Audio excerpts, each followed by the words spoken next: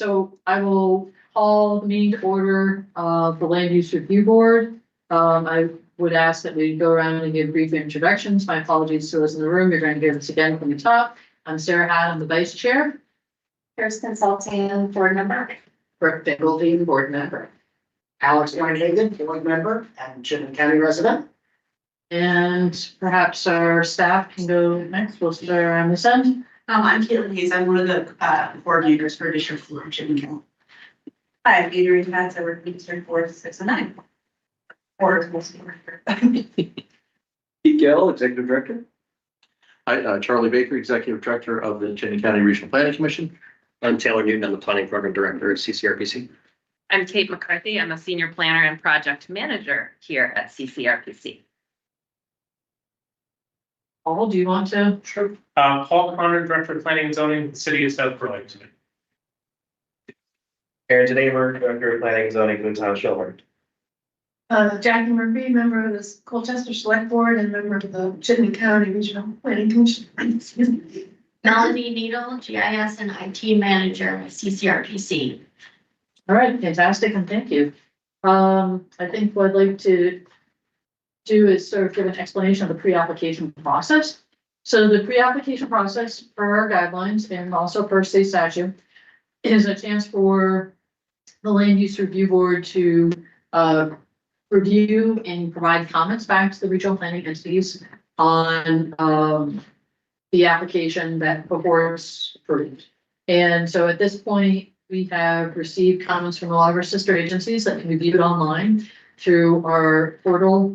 If you go to act250.vermont.gov and go to the Act 181 process under regional plan review, there's a link and you can search in it for the CCRPC. It's regional plan 4, and the entirety of the regional plan submission is online, as well as public comments received and sister comments.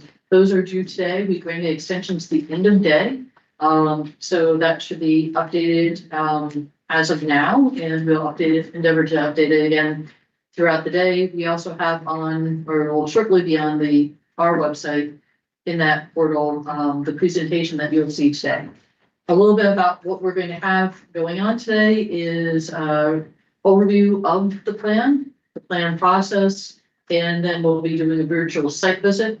We are going to have time for questions at the end for the public. There will be opportunities for the board to ask questions as we visit each area.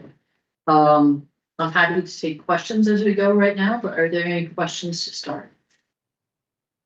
All right, and folks that are online, it looks like everybody's joined in the traditional way. There's also, if you have a copy of our agenda, if you join by phone, directions as to mute yourself and raise your hand. Please feel free to do that raise hand question or raise hand if you have questions. All right. With that being said, I will turn it over to Chittenden County Regional Planning Commission for an overview of their plan. Thank you. Thank you very much, Madam Chair, members of the board. Glad to have you here. I'll do, you get stuck with me for like the first 10 minutes or so, doing a little intro to the context of Chittenden County, and then Taylor will pick it up and get into the actual plan document.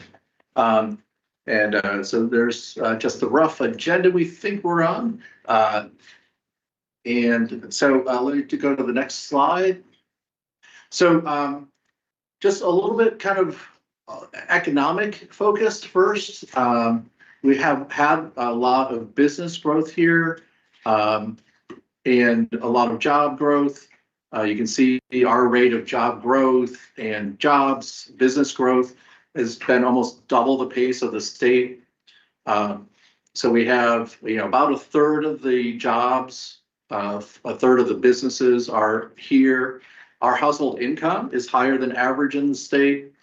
However, one notable thing here at the bottom of the table is we also have the largest concentration of poverty in the state, which sometimes gets masked by the overall higher income. So we have about 12,000 folks living in poverty here. About 20% of the folks in poverty in the state are here. While we do have the number of jobs has been fairly consistent over the last 20 or so years, we have had this dynamic of more and more people are having to move outside of the county to work in Chittenden County. So We had 75% of our employees lived and worked or worked and lived here in 2002. In 2022, that was down to 65%. So that has been a trend that has been prominent for us in trying to address by having more housing within Chittenden County. Next slide. And just some broader demographics. Our population is pretty close to 170,000 now. Our age is younger than the state, no surprise, and that's driven by college students and all of the people in this room. Sorry. But you can see our population growth as a growth rate, has been almost triple the state's average. Still pretty low if you look at it, in terms of an annual basis compared to the rest of the country. But one major fact, we are getting more diverse. Of that 12,000 increase in population between 2010 and 2020, only 30 of those people net were white. So 99.7% were people of color. And it's just pointing to just the changing demographics broadly. We'll see things are different in Washington than they were a few years ago. So we'll see if this changes, but it wasn't all refugees, right? There were a lot of other dynamics going on to have that amount of growth, especially from people of color. And we were doing about 300 refugees a year. So this is way more than that, right? So that would have been 3,000 of the 12,000 might be from refugee resettlement. And then just to this, the 2017 population employment household forecasts were adopted by our board back in 2017. And you can see, just looking at the right, the 14% forecasted increase in population. And just really notable is that we need a lot more households today than we used to keep up with that population growth. So you see 25% increase in household growth compared to just the 14%. And you can see down at the bottom, in 1970, we were like basically 3.25 people per house. Now we're 2.25 or 2.3. So household size has been a major factor across the country in driving the need for more housing growth.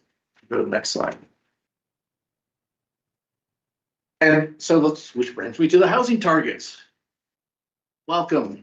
2050, we're looking, kind of the longer range, not at the short-term 2030 number, just for planning purposes.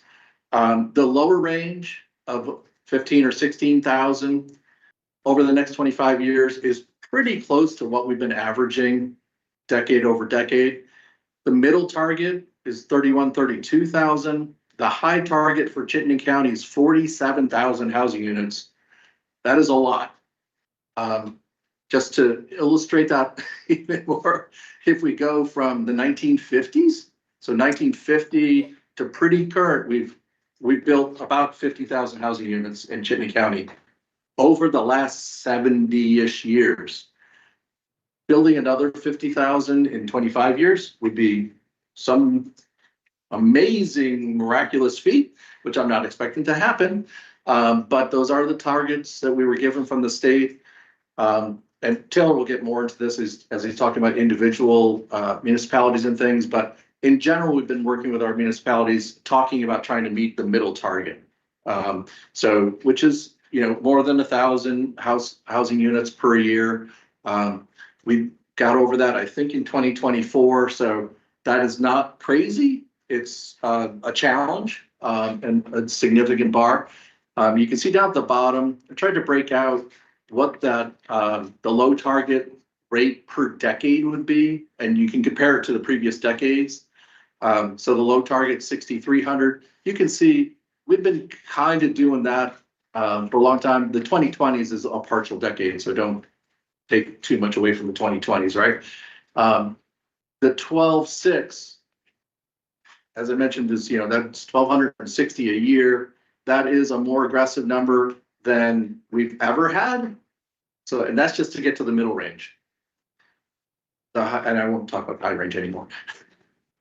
Keep that down. That would be huge changes for us. Any questions on this one? Sorry, I'll pause just for a second because I'm just throwing a lot of data at you. Okay. Made sense. And so just so you look at these numbers, this is the actual number of housing units that were built in the 1950s, the 1960s. You can see that, from 4,000. You can really kind of see the trend of, in the 70s and 80s, we had peak years of, 84, 9,400. That was kind of post interstate. IBM was booming. Those were, we had a lot of growth happening and then reactions after that. So we'll go to the next slide. Sorry, a lot of words here, but wanted to kind of emphasize how important smart growth is to our overall regional plan strategy and has been for quite a while.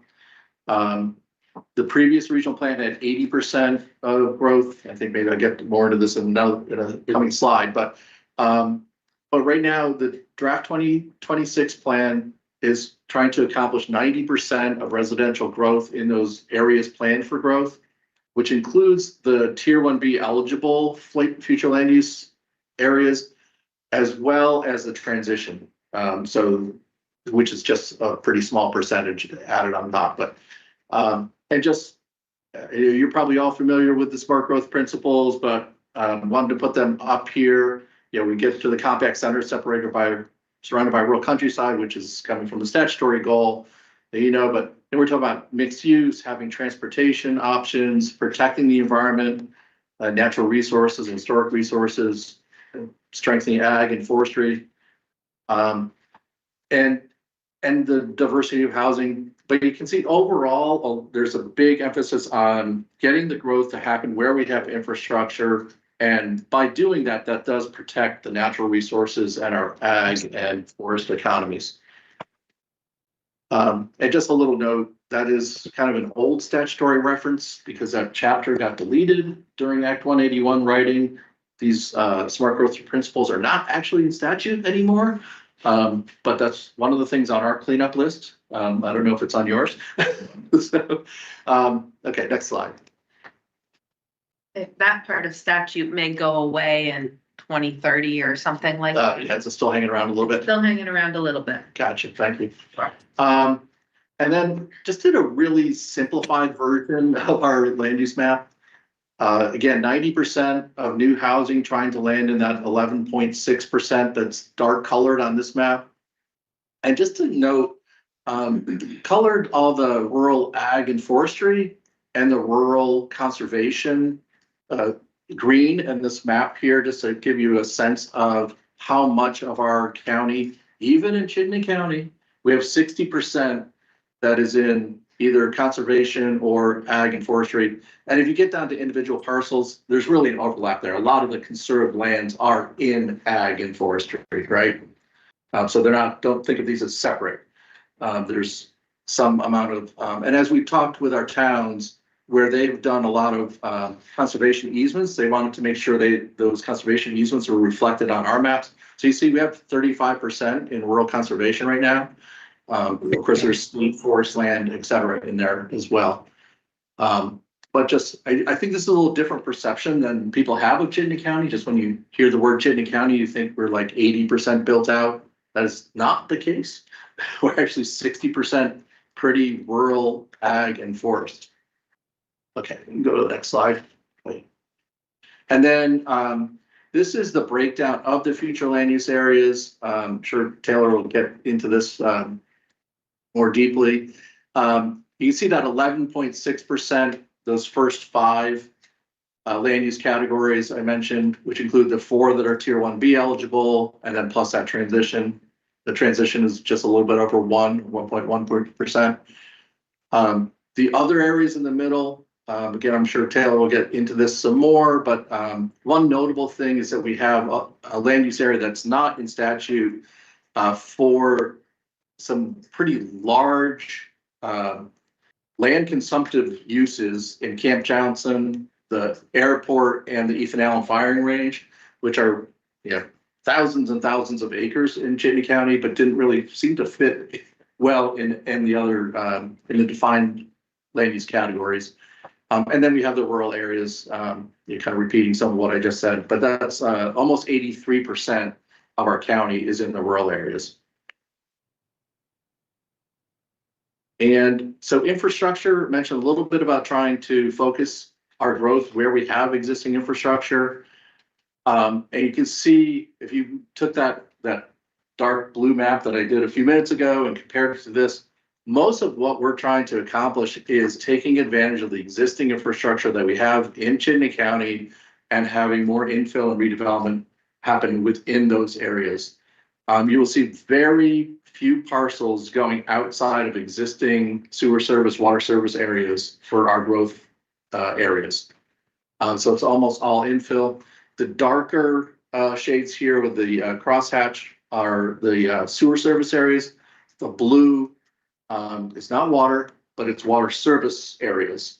So you can see major areas in Colchester and Jericho in particular have water service without sewer service areas. And by the way, just as we were looking at this on some of the state layers, the sewer service area layer in particular, the state GIS, that VCGI, is not a sewer service area. It's something different, and I don't know, and it's very outdated. We might get into that later. We can talk more about that, but this app is outdated, and we're going to try to provide an updated layer to VCGI. Melanie's coordinating with Josh Blaska, so we'll make that work. Yeah, you can go to the next slide. And a little similarly, this is a little finer grain because this is actual sidewalks and bike paths and things. You can see the multimodal transportation system is very focused in those same areas if you overlaid those sewer and water service areas with this map of the bike and ped network. And am I getting close to the end? Okay, one more slide, I think. Oh, thanks. So this is, you're kind of taking that decade over decade growth idea, but also looking at, so where did housing land in our landscape here? The blue is the areas planned for growth, so that 11.6% or so. And in starting in the 1950s, 92% of our housing units were landing in those areas. You can see as kind of a suburbanization movement happened in the 70s, 80s, and continued into the 90s, the percent happening in our growth areas went way down. Down to 67%, 68%, down to around 70%. And, what is that? What's the converse of that? That means there was a lot more rural housing development that happened. In some other venues, and, I think Act 250 was a factor in that because the jurisdictional threshold kind of made, doing 9-lot subdivisions or large lot subdivisions was a factor in this. But there were also other dynamics happening in the housing market at the same time. We have Chittenden County is 6.5% of the state's land area with 26% of the population. So obviously the densest part of the state, from Winooski to Buell's-Gore. Buell's-Gore is not very dense. But we have a lot more conserved than planned for development. And, our towns, just to look at the bar chart again, when I got here in 2008, I think one of the things that was really notable for me was that all of our towns had really been doing a good job in their town plans. Maybe they didn't have all the zoning there yet, but they were all, really trying to implement smart growth in every single town. And so you can see, in the 2010s, a lot of those zoning changes started to take effect.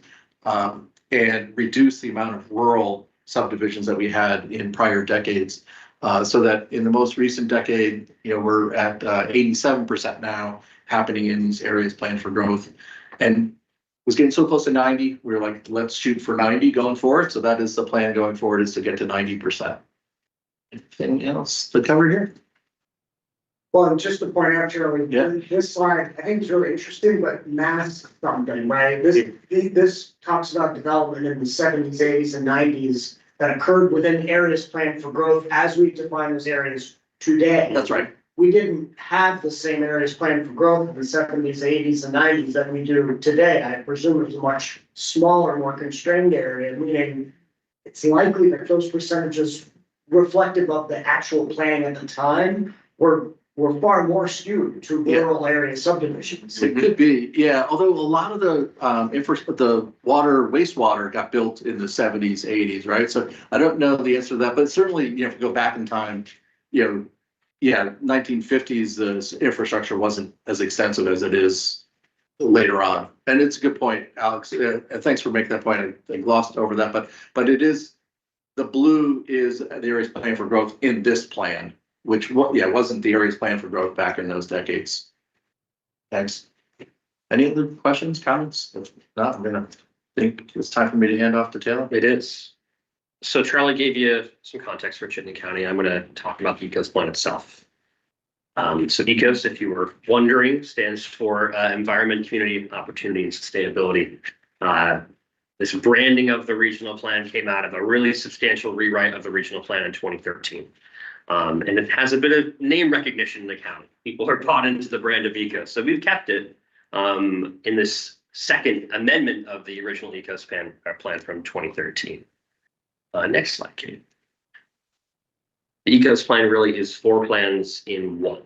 So it is the regional plan and it meets all the statutory requirements of a regional plan, but it is also our comprehensive economic development strategy, which is a kind of plan that's approved by EDA, the Economic Development Administration, through the U.S. Department of Commerce.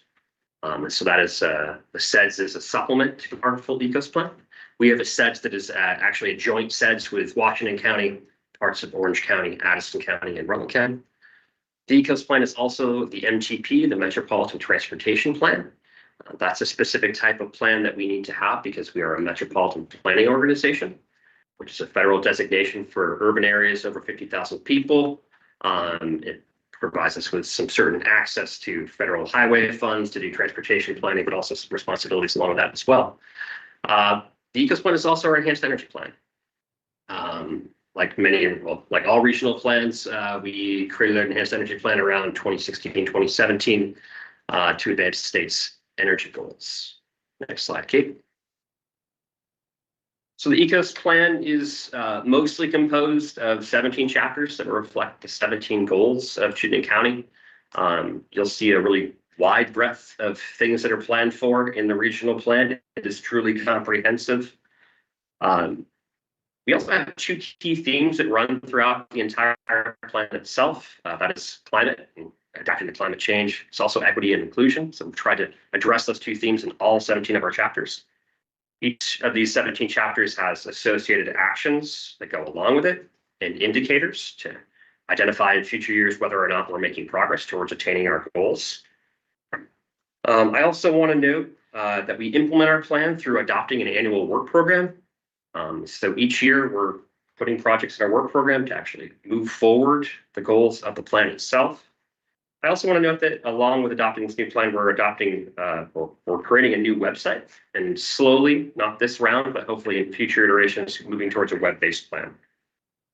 Next slide, please.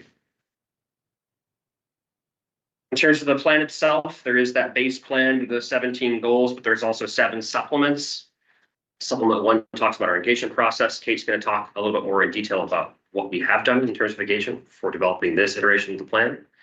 Supplement 2 is our crosswalk. That's where we make sure that we're meeting all those statutory requirements of all those 4 different kinds of plans. Supplement 3 is new. That's our environmental benefits and burdens analysis.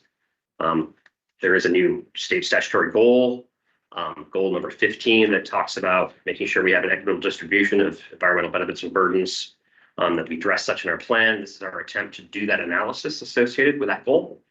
We have the SEDS, supplement 4, we have the MTP, supplement 5, we have the enhanced energy plan, supplement 6, and supplement 7 is also new. That's a supplement where we try to show the math in terms of how we've done that, those municipal housing targets, and shown the math as well for the housing estimates that are also now required per, I believe that was for the Home Act from Act 91. Next slide, Kate.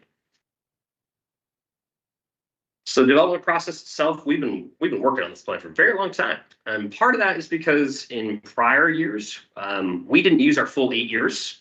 We would just use a 5-year period. And that is because the SEDS and the MTP, both federal plans those expire after 5 years. And so we had been keeping an every 5-year plan cycle. But given things were happening at the state level, we decided to adopt our current MTP and sets independently. And to actually hold back on our regional plan and use our full 8-year cycle. And actually bring the MTP and the sets back into the fold in 2026. And so in 2023, we decided to stop for a bit and do some engagement specifically with underrepresented communities, because it felt like we hadn't done the hard work yet to inform the plan. Then we had the passage of Act 181 in 2024. That was going to require us to do a new regional future land use map. And so we again paused work on our overall plan and focused very much on the regional future land use map. We've been working with our municipalities and with our community partners over the past year to do another round of engagement related to the plan and the map. And here we are with LERB pre-application in fall, winter 2025. We'll talk more about what lays ahead in future slides. Next slide, Kate. Okay. Thank you, Taylor. So as promised, I'm going to go into a little more detail about our 2 phases of public engagement over the course of the several years that we spent updating this plan. So as Taylor mentioned, phase 1 of the engagement in 2023 really came from a realization by staff that there were a lot of groups that had not been involved in previous plan updates, even the big push that we did in 2013 to create the plan in the first place. So we made the decision to focus that additional engagement on underrepresented communities, especially those who do not speak English. That was the priority. And what we did was we worked with cultural liaisons to establish relationships and hold translated language-specific focus groups to hear from those groups about what they wanted us to know. And part of what that ended up involving was a lot of conversation about how does local government work? How does regional government work? How do the policies up here connect to the actions on the ground and the decisions and who does what? So it was good relationship building as well as important information gathering. You can see the languages there that we got to interact with. In addition, we had a countywide survey a little more broadly. We tabled and went to events in various communities, focusing, with the exception of Burlington, on some more rural places. We also tried to connect with folks who lived in manufactured home communities to make sure that those voices came to the table. And this ended up being very fruitful. People were generous with their time. We were fortunate to have people share their knowledge with us. This was before the meaningful engagement requirement was added to statute, but provided a good basis for that later work in phase 2. So this is what we did between, what did you say, September 2024 and yesterday. Ongoing important phase 2, but focused in a little more narrowly on Act 181. And considering that we really wanted that to be a bottom-up process, building from the municipal planning efforts that had already happened, there was a real municipal focus. We worked a lot with select boards, city councils, planning commissions, housing committees, many good and helpful meetings with planning staff, directors, planning commission chairs. Overall, over 140, and I think we consider this 150 at this point, meetings. We also brought it up beyond municipalities with some focus groups, and those included topics like housing and land access, natural resources. We had one for state agency partners. And then we had three language-specific focus groups. Again, this translation, that allowed us to kind of weave the thread forward from the phase 1 engagement and talk about how the information had been used from previous engagement and to maintain the relationship. That's a piece of feedback that we often get from systemically marginalized groups, and from groups in general. Well, what did you do with that information, and how can we stay involved? What does it mean to really keep influencing this? So this process that we undertook helped with that. And then we had an interactive map viewer online where people could drop a pin and leave a comment. We got 238 of those comments from 58 people. We gave people a chance to react to and respond to the housing targets and heard from 44 folks on that. And then we went deeper on wanting to understand the needs of folks in manufactured home communities with a survey that got just over 70 responses. So yeah, well over 140 activities in the course of 9 or 10 months. Again, having that conversation about what is a regional plan, what can a regional future land use map do, how will it and won't it influence your day-to-day, your property, et cetera. So really, really important opportunity to bring planning into the limelight. So what did we do with all this information? We did make a number of changes based on feedback, and we tried to be as responsive as we could, given that we're also working within the structure of the future land use area definitions that we have. We're working within the structure of what goes into a regional plan per statute. We got a lot of feedback on rural areas, as you can see, and it's already been mentioned that it was really important for people in Chittenden County communities that if something was permanently conserved with an easement, it be represented as a dark green. Even if it was a working land, even if it was a rural area that could be one of the other rural categories, we designated those as rural conservation. We made sure to label floodplain and river corridor overlay using hash marks on the future land use map. We made some changes at the town level as well, and they were around the edges, refining boundaries of transition areas, making sure that we aligned neighborhood areas with sewer and water infrastructure and the local future land use maps. And as mentioned before, identifying that locally conserved land really brought in some local knowledge there. We put all of these changes into a revised online map viewer, which folks could see online. We also documented those changes in a Word document saying, here's what we heard, here's what we did. So we aimed for transparency there to show that people's feedback was valuable. Again, within the bounds of what we could influence, given statute. Okay. All right, so next I'm going to talk a little bit about housing targets. We got a preview from Charlie. I want to talk a little bit about the methodology, which you can dive into very deeply in Supplement 7 when you're ready. Here's your preview. So how did we create this methodology? We took a lot of time to do it. We took about a year, and we worked with a committee of very smart people who were willing to think through it with us, our planning advisory committee, in achieving our charge of disaggregating these to the town level. So this subcommittee looked at it from a lot of different angles, how those targets should be assigned to the municipalities, considering we do have a pretty interesting range of communities in Chittenden County, as I'm certainly learning.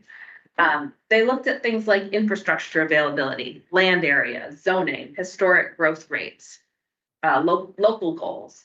And where the group landed was deciding to assign housing targets based on the type of municipality. We came up with 3 categories: cities, rural towns, and mixed urban and rural towns. And because each of those has a different form, a different availability of infrastructure, and different land area, we took different approaches. And along the bottom row there, you can see those approaches summarized. We assigned 60% of the regional housing target to our 4 cities: Burlington, Essex Junction, South Burlington, and Winooski, and they have access to water, wastewater, transit. We then further divided it by land area. We received a lot of support from these municipalities that this ambitious target is in line with a lot of the planning already underway in these communities. So then for the rural towns, they will receive about 3.8% of the regional housing target, with the encouragement to promote village development, knowing that's going to take some planning, and we're prepared to help them do that. The 3.8% of the overall regional housing target represents approximately status quo for many of these communities in terms of the number of units that need to be produced annually to meet it. It is very similar to the historic growth rate. And then our mixed urban and rural communities got the rest. It was weighted based on the availability of water and wastewater infrastructure. So we really did take into account infrastructure. We did not do a capacity analysis per se, knowing that as a planning project, if we know we want a certain form, if we want development in a certain location, we can then plan to invest in the infrastructure to make that happen. One thing I'll add on mixed urban and rural, Kate, is that we did some weighting, but we also looked at our regional future land use map too. And so the weights are dependent on the map itself. So the map does have an impact on the targets per municipality. So if one of those mixed urban and rural municipalities has a lot of area plan for growth, a lot of access to infrastructure, they have a higher target. That's important. Thank you for adding that. So here's what that looks like in practice. Let you take that in for a second. You can see the rural communities generally growing at the same rate. Check out Westford there. The fourth column from the left shows the annual historic growth rate, 6 units annually approximately in Westford, going up to about 8. Bolton 6 going to about 5 to hit the middle target. And then you can see our cities are setting their sights on the middle and upper targets, which do represent an annual increase in the number of units produced. You can see that there is quite a range, and that is what it's going to take to get us to our middle or upper targets for the region. I'll pause there again after the data dump.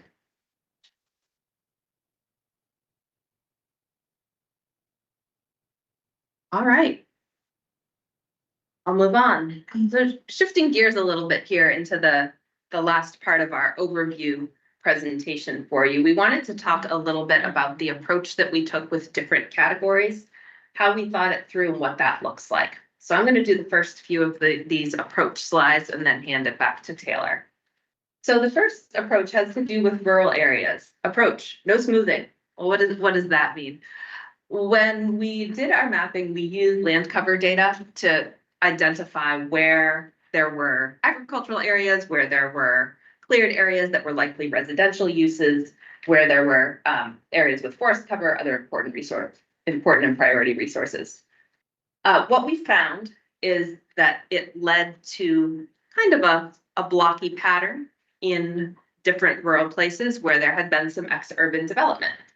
We considered whether to smooth those over, which means to color them in with whatever was surrounding them, whether that was more agriculture and forestry or rural conservation typically. We tried that out.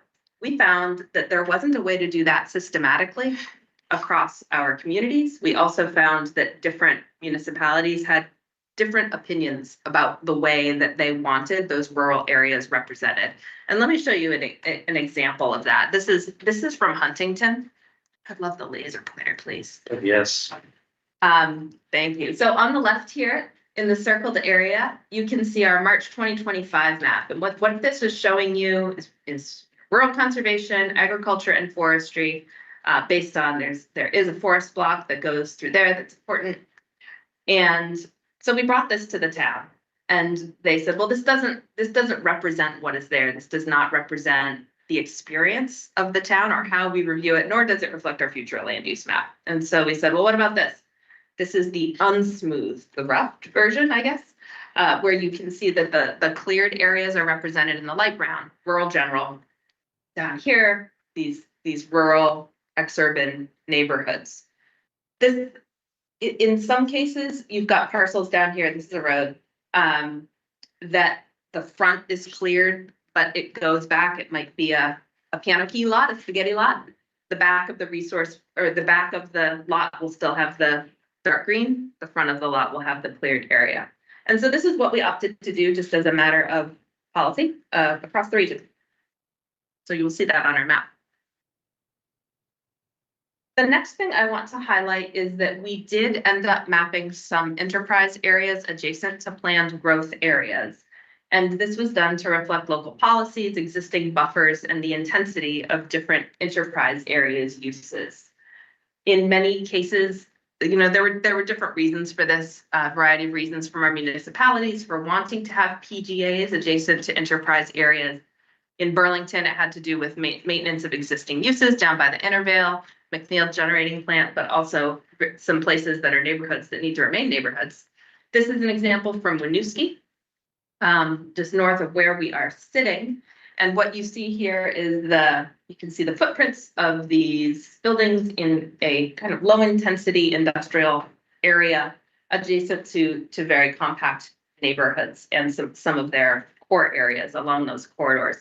And in Winooski, which has a very small land area, they wanted to try to maintain a diversity of land uses and have the opportunity for businesses and jobs in these areas. And in fact, when I've driven up here, if I need to go out there and get to the highway, do some errands, I've seen people walking to and from this job center. So this, in practice and according to the future land use map for the city, is a very functional adjacency of enterprise and PGA. And so as we thought that through and talked with them, we decided to map it that way. I'll give that to you for your consideration. We mentioned the custom category for our unique and land consumptive uses, Camp Johnson Airport and the Ethan Allen Firing Range. That is the only custom category that we chose to create. There they are. And then I do just want to say that we use the transition area to describe a real range of contexts, and the definition of that area certainly allows that, and I think ends up being a very important conversation starter with communities about those areas that aren't quite this, that aren't quite that need some conversation. So we used it around interchange areas. We used it to identify possible future neighborhoods that are not yet connected to the infrastructure needed, but could be with some planning. And then the example in this photo image from South Burlington is that there are some areas that are served by sewer and water, and they're perfectly nice neighborhoods, and there could be more housing there, but they are disconnected transportation wise, as you can see this neighborhood above the airport here. So common thread here, no surprise, additional planning is needed to achieve some of the local and regional goals. The orange on the map brings our focus to that project. That's transition. I'm going to turn it back over to Taylor. So I'm going to talk about neighborhoods, the PGAs and the village areas, and talk about centers. A lot of this you probably already know, but we feel like it's worth reiterating. With planned growth areas in Chittenden County, those are areas that are served by both water and wastewater. There aren't really any exceptions. Those areas that are served by water and wastewater are subject to the Home Act and the provisions of the Home Act, whereby there has to be 5 units per acre allowed. There has to be quadplex by right. And so there's a diversity of housing types that need to happen or need to be allowed in those areas that are served by water and wastewater infrastructure. And that gets to one of the criteria of what a planned growth area is in statute. PGAs are really where we see the most infill opportunities to meet our existing housing goals. So they are probably a little bit more expansive than other parts of the state. But again, that's because we have larger water and wastewater service areas than a lot of the rest of the state. PGAs also need to be served by either planned or existing complete streets infrastructure. So sidewalks, multi-use paths. And we've done our best. We have our own internal database of that infrastructure, and we've done our best working with our municipalities to understand where that infrastructure is planned. With village areas, those are areas that do need to have either water, wastewater, or soils for future community wastewater systems accessible. They also need to be a walking distance to the core. I don't know why core is in statute, not center, but it says core. And essentially, you'll see a lot of village areas in Colchester and Jericho, as Charlie mentioned. A lot of areas are served by water infrastructure, but not served by wastewater, so they couldn't be PGAs from our perspective. We'll move on, Kate. Talk about centers. So we've got 2 slides on centers. So the first bullet there, we just want to note that we really followed the municipal future land use maps and follow the municipal leads when defining what areas are downtown centers or village centers. We really let the municipalities choose and define for themselves what to label those areas. From our perspective, statute doesn't come out and say you have to be a step 3 center to be considered a downtown center. That isn't clearly stated. And so our map is really reflective of how our municipalities define themselves. The next bullet point, you folks are probably well aware that there is some misaligned language in statute between 4348A and Title 24, Chapter 139 in relation to centers. What you see here on the flow chart is sort of our thought process when looking at what geographic areas could meet that definition of center. And so, we very much, we're responsible for the regional future land use map. We looked at that definition of downtown and village centers in 4348A. And from there, we found alignment with the definition of downtown center and village center in 24 VSA 58014. And from there, we found alignment and conformance with the description of what is a step 1 center in 24 VSA 5803. That description of step 1 center doesn't have a requirement that a center be historic. And I think that's the big sticking point for some folks. We also want to note that it's important that, for the definitions of PGA in a village area, that those areas be anchored by a center. And so given our historic growth pattern here in Chittenden County, that, one, this definition works and complies with statute, and we're complying with statute, but also just to comply with the village area and PGA definitions, we needed some centers to anchor to. Also want to note that, I know some folks in the state are a little worried about the implications of having additional centers as part of the designation program and impacts on things like historic tax credits. We just want to make very clear that we only want historic tax credits to go to places that are historic. The Community Investment Board has control over that. They get to decide where those tax credits are used or not used. And so we may have centers that are not historic here in Chittenden County, but we don't want to see historic tax credits used in those places because they're not historic. Next slide, Kate. The next slide is just going to show you these definitions from statute itself. Wanted to document that as part of our presentation, be available for people to review, but this is where we see alignment between those 3 statutes. Any comments or questions on the center topic?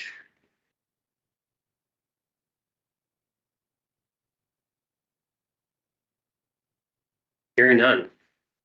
That concludes our overview of the regional plan, overview of how we approached developing our future land use map. And we're a little bit early, surprising. So it's time for Q&A for you folks if you have any questions on the plan or the general approach to mapping. So I think I'll take the opportunity because we had a few people join us online after we started the meeting, just to go over a few sort of ground rules here.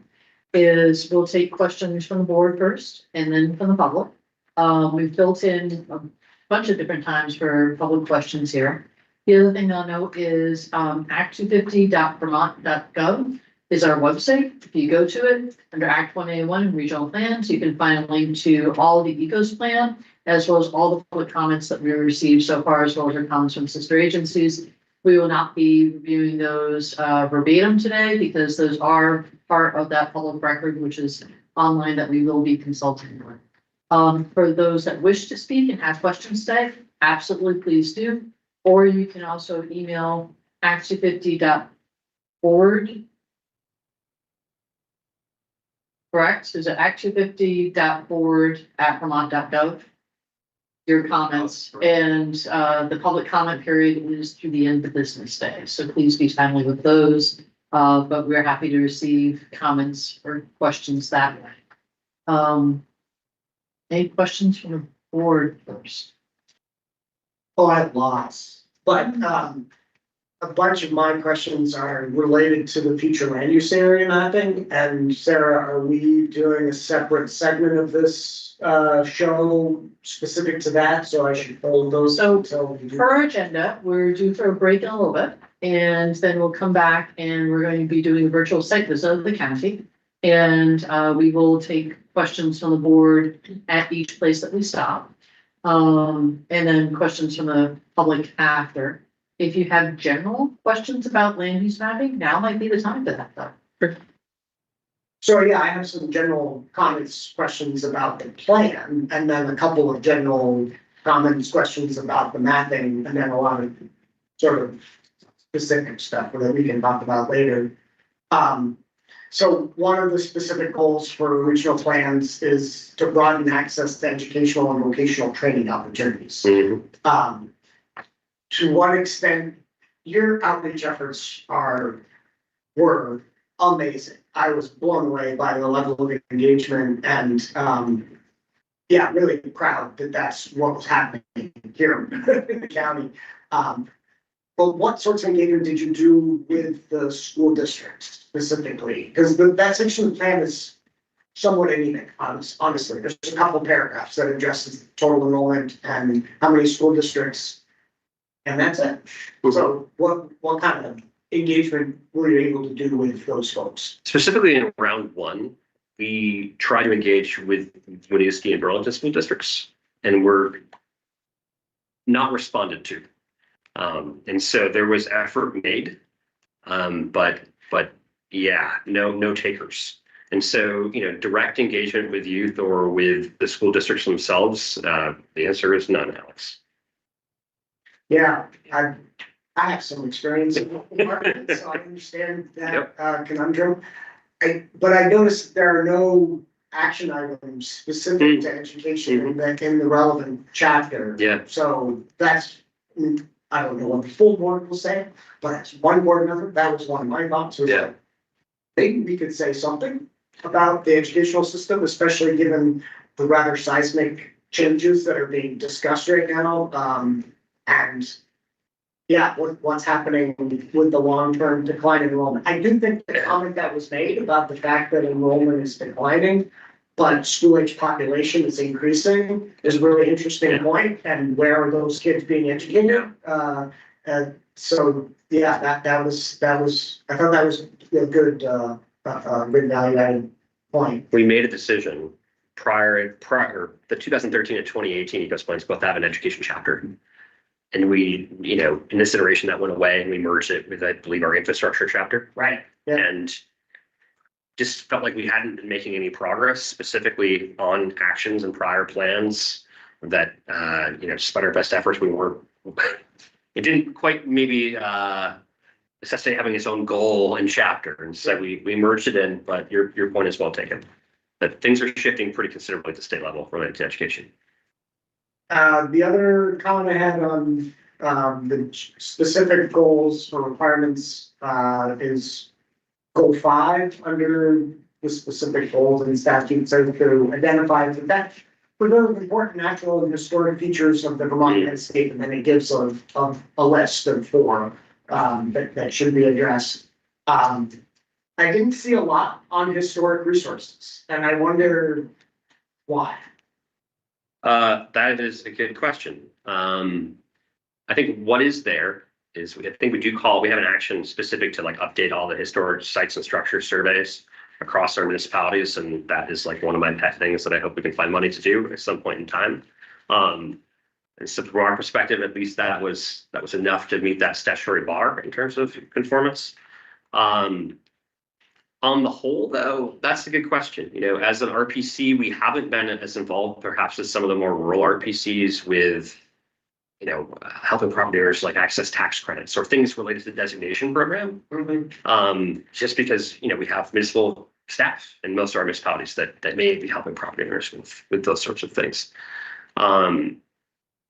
Yeah, I'm open to ideas. Thinking what I might recommend, but again, I can't speak for the board, is that it seems like Chittenden County is somewhat unique in the state in that the growth potential and necessity is high here, right? The plan does a good job of indicating, wow, a quarter of all the new housing in the state needs to happen in this one county. And yet, there's a balance, right, between understanding your historic resources and respecting them and having them inform what that new development is. And it'd be great if the plan said something about that. Would it be helpful for the board, to address that concern, Alex, that, we highlight, our RPC's efforts to help municipalities with bylaws that do, form-based code or design kind of specific standards that we're trying to support municipal efforts to do that kind of work that. Sure, yeah, even a little bit of discussion about the form-based codes that, at least here in New Ski and in Burlington, stem in part from the building landscape, the history of that building landscape. That might be helpful. Okay. Yeah. There's a request to drop the share screen there, just. Oh, so sure. folks can Is that all right? people in the room. The board? My other comment on that particular statutory goal has to do with the significant scenic roads, waterways, and views. There's chapter 15 that addresses scenic resources and such. Doesn't talk a lot though about scenic roads, waterways, and views. And as somebody who grew up here and lives here, I feel like that's a big part of what makes this such a special place, is being, having all the advantages of an urban area or urban and suburban area, but still having access to those scenic roads to drive on or bike on, or, that spectacular view that you get in this one spot that, gives you the sweep of the Green Mountains, and another spot that gives you Lake Champlain. I acknowledge that in the plan, you talk about the deficiencies in a lot of the municipal planning regulatory documents where there's intent and good language in the plan, but not really corollary in the regulatory side of the coin. But it just struck me that chapter 15 was a little weak, and could say more about why this particular place, is special in those ways that the statute anticipates a plan addressing.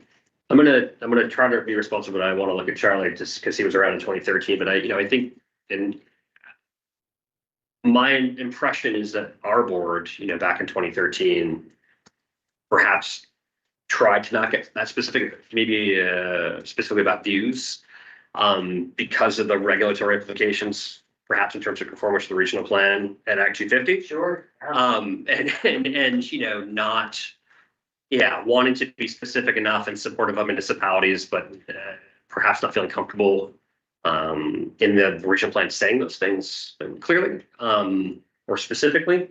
Maybe kind of being deferential in this study. Am I interpreting things wrong? No. I don't remember too much conversation like that, but I do remember, probably back at that point, 10 years ago or more, we were actually we were investing in some of the towns, doing some of that work and getting some of their bylaws updated. So yeah, I think that's an area we can look at.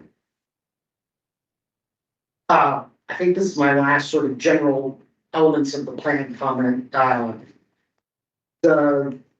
The plan talks about Act 59 and the 30 by 30, 50 by 50 initiative for bolstering the amount of conserved land in the state over those periods from to 2030 and 2050.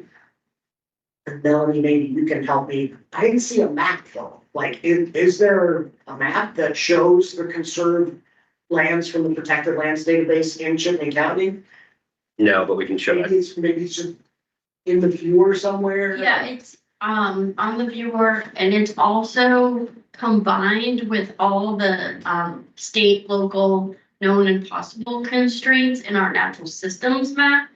So it's just collapsed into those categories, but it is a layer that informs the energy Gotcha.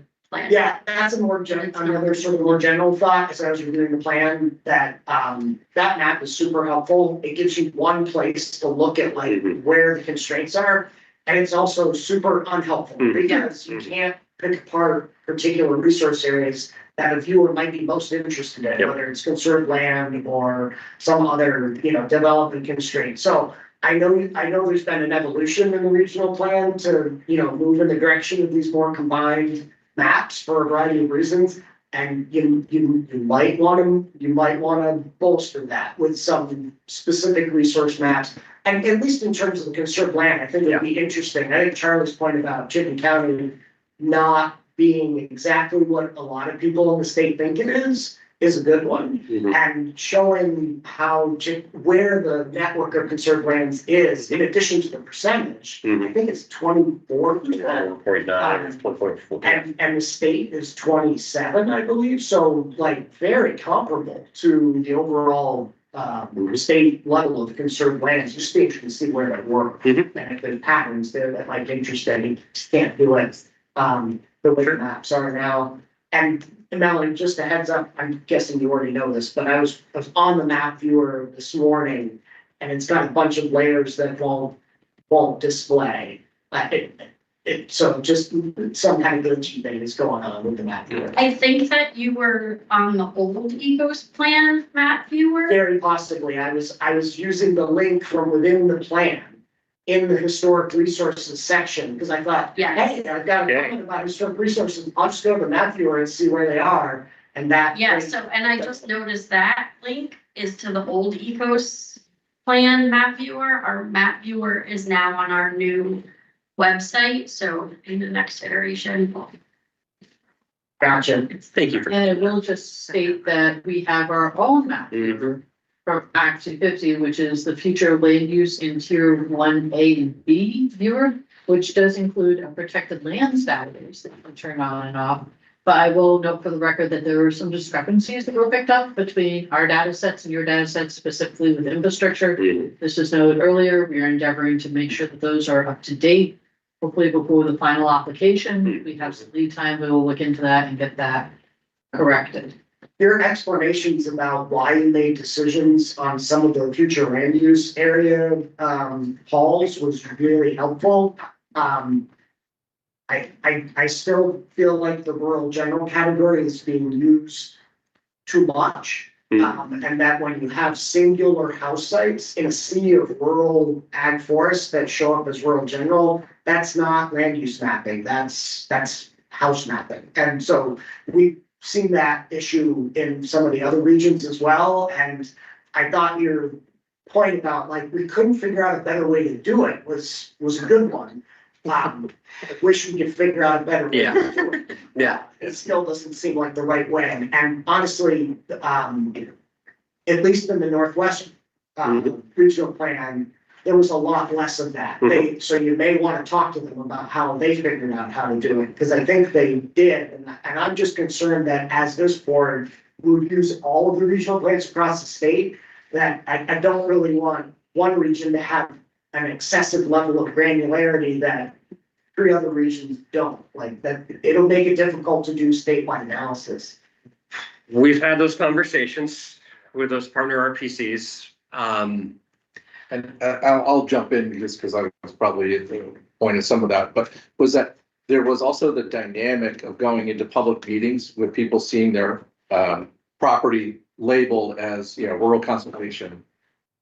And whether like, no, this is my house, like, and so I think that's the struggle statewide of like, the is versus, kind of the specific versus the general. I think more of the regions look like us than maybe look like Northwest, so just heads up as you're going. But we'll look again at how Northwest was able to smooth that out. Well, and again, to me, it's not a dichotomy. There are 3 rural classes, so whatever that is, a trichotomy. Anyways, it's not the difference between rural general and rural conservation. In my mind, it's the difference between rural general and rural ag forests. And so the community that I used to work for, which is here in Chittenden County, is one of those communities where there's a lot of rural general being mapped. And as their former planner, I look at it and say, that's an ag forest district. It's in an ag forest future land use map at the municipal level. Why is it mapped as sort of a more of a rural general category when it could easily be rural ag forest? Acknowledge that those places have plenty of houses in them. Right. Yeah. Well, one of the things we found, Alex, is that, and you've probably seen this in zoning as well, there are a lot of agriculture districts that are actually sometimes named agriculture residential. Sure. And so that leaves us with sometimes the choice between rural, general, and agriculture. It comes down to maybe an expression of values. as much as what's on the ground or what should be on the ground in the future. And so those are some of the things that we're kind of grappling with. And Yeah, and I think to the extent that an area as a whole, hangs together as a rural general, so be it. But those areas where you have a narrow road winding its way up into a rural ag forest area with little pinpricks of yellow along the way for each house site, it just doesn't make sense from a land use mapping standpoint, in my mind. So that's it. And then like all the other commissions, you have lots of slivers everywhere in the mapping, and that's just an artifact of the process, so, Trying to clean them, yeah. still trying to clean them. We are at time. We're actually a little bit past time. I think the one other thing I just want to say in terms of data cleanup is, I think our partners at ACCD noted that you have some plans that were expiring that are noted in the Vermont Planning Data Center as being expired, which when you go to their websites of the municipalities, these are recently adopted plans. And so just an encouragement to make sure that there is municipal follow through to make sure that Vermont Data Planning Center is updated, because I think that was another easy sort of fix there. Yeah, and the most up-to-date info on that should be in our tier 1B memo, where we noted that there were some possible. And I mean,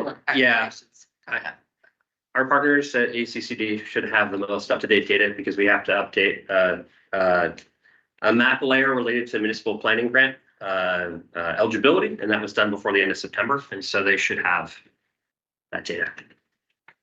So it's the example I could think of. Yes. The commentary, they said that was an expired plan. It's not. We know it's not. It's not. Approved, so. Yes. Yes, recent, very recent, so kudos to them. So we are due to take a break until, we were due to take a break from 3 to 3:15.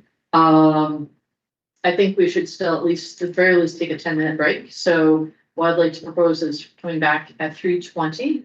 We'll go to a full screen. What I would say too is just anything that you have to say, please come back and say it on the record, and don't catch us running to the restroom. We're more than happy to stay here and hear everything. On that note, there are 3 restrooms out this way, and as well as thank you very much I provide some apple squares and apple cider, but the rest is actually courtesy of Chittenden County Regional Planning. So please avail yourself of that, and we'll be back at 3:20. Are you ready to close the hold key? Yep. All right, perfect. Thank you. All right, well, very good. I want to welcome everybody back. Thank you. We're back together, and I think the next thing on your agenda is to have a virtual site visit of the future land use map by CCRPC. I will note that what we're going to see in the room is the virtual site visit side by side with the slideshow. If you go to our website under act50.vermont.gov and look into the CCRPC plan submittal, we have also uploaded that there. So if people want to get that PDF to follow along, please do. With that being said, I'd like to turn it back over to CCRPC. Awesome. Exhibit 23. Exhibit 23 and counting. Very good. Thank you, Sarah. So we're going to do a virtual site visit of Chittenden County. I am going to drive the map. Kate is going to drive the presentation. Hopefully this works. If you have questions, please interrupt us. Feel free to ask board members. This is an internal map viewer just for our staff. It has some data layers that we can use that are not available in our public facing map viewer, including building envelopes. So we can see, building footprints. We can see building footprints. We can see bike path infrastructure, water, wastewater service areas. I can just turn that on and off as we move about the county. We're going to talk about St. George first. All right, 1 second. Sorry, let me get me. I'll start talking about it. You start talking about it. I will zoom in. Just figure. All right, welcome to St. George. This is one of the places that does not previously have a designated village center, but it does have characteristics of a center, which the Act 181 definitions allowed us to use to give this community an opportunity that it would not have had otherwise. So this is we just wanted to start off with this example of a small center, a new center in a small town that would provide access to planning resources to help improve the centeredness, the compactness, and the and the function of this place, where already there's an existing neighborhood with affordable homes. There is a town offices rather. There is a small private wastewater system that serves multiple properties, including 1 or 2 publicly owned properties, I Correct. believe. Thank you. And so what does planning look like for that? When we think about the future of this small area, the center allows that to be contemplated. I'm seeing there's a little bit of lag on the map, so I will do my best to stay quiet with my mouse. The only thing I'll mention is that we have a mobile home park in the center. This might be one of the very few centers in the state that has a mobile home park in it. I believe over a third of St. George residents live in that mobile home park. And so going to be a pretty urban, urban place if this becomes a center.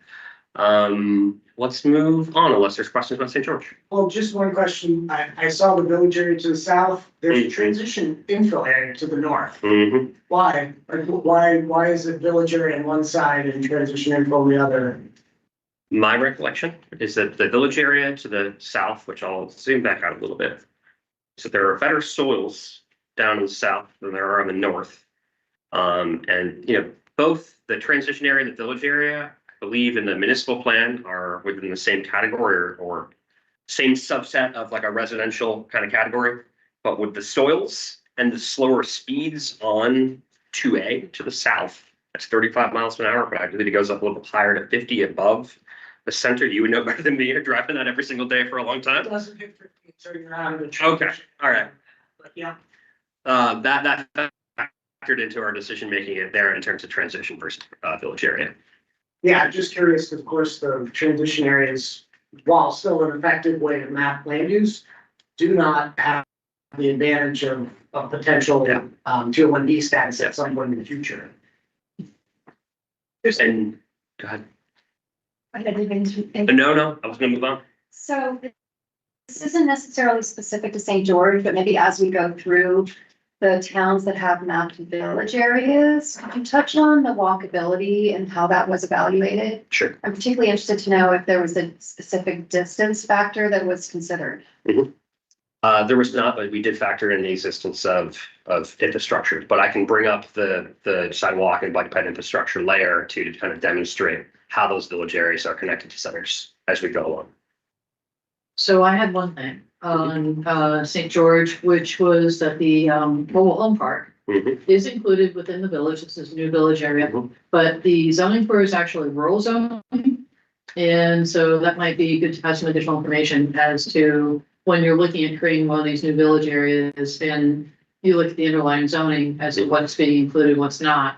That was something that might benefit from elaboration. Okay. Yeah, it's always been tough with all these municipalities when we're looking mostly at the municipal plan, their future land use map and their zoning, and maybe they're not totally aligned. And so in those circumstances, we've, worked with the municipality to make a decision. But I hear you, Sarah. We will look at that. Anything else on St. George? Yeah, Sarah? Oh, Janet. Yes. Hi. I'm sorry I came late. And maybe I missed a little bit in the earlier portion of the meeting when you were describing your methods, perhaps. But I also wonder, in addition to what Kirsten and Sarah talked about in terms of zoning and sidewalk infrastructure, I'm also wondering how you decided to,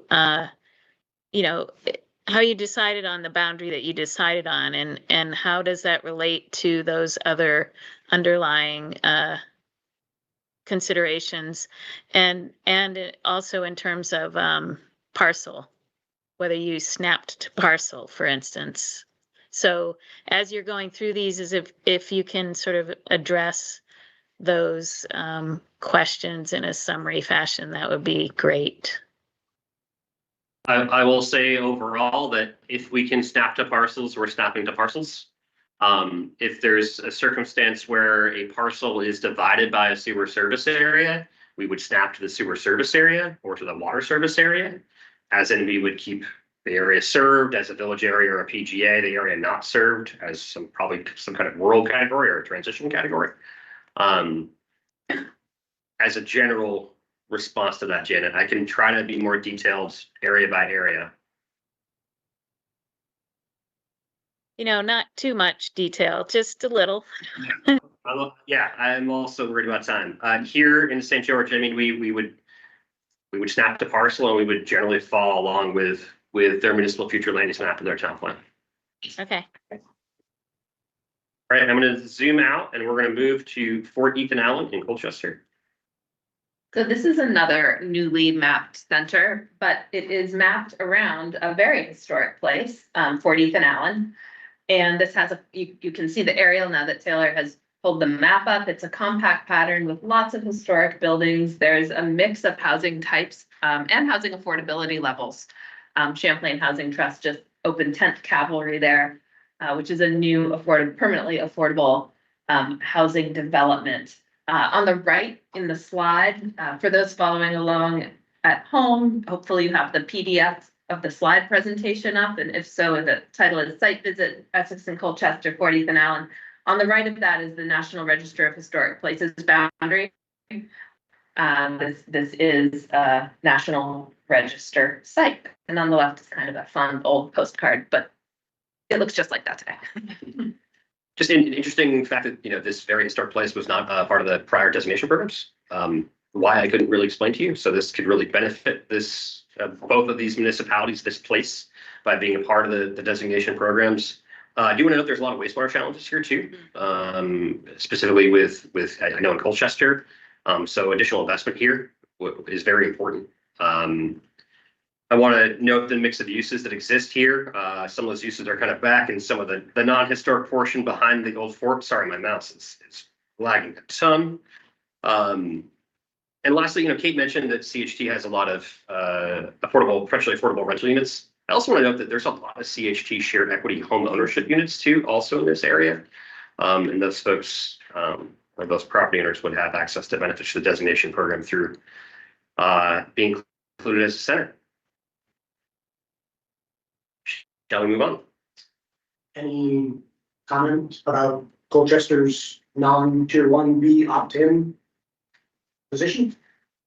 Is that in the process or is that a decision made? It is a municipality's decision, as you know. Yeah. We provided information in the town of Colchester.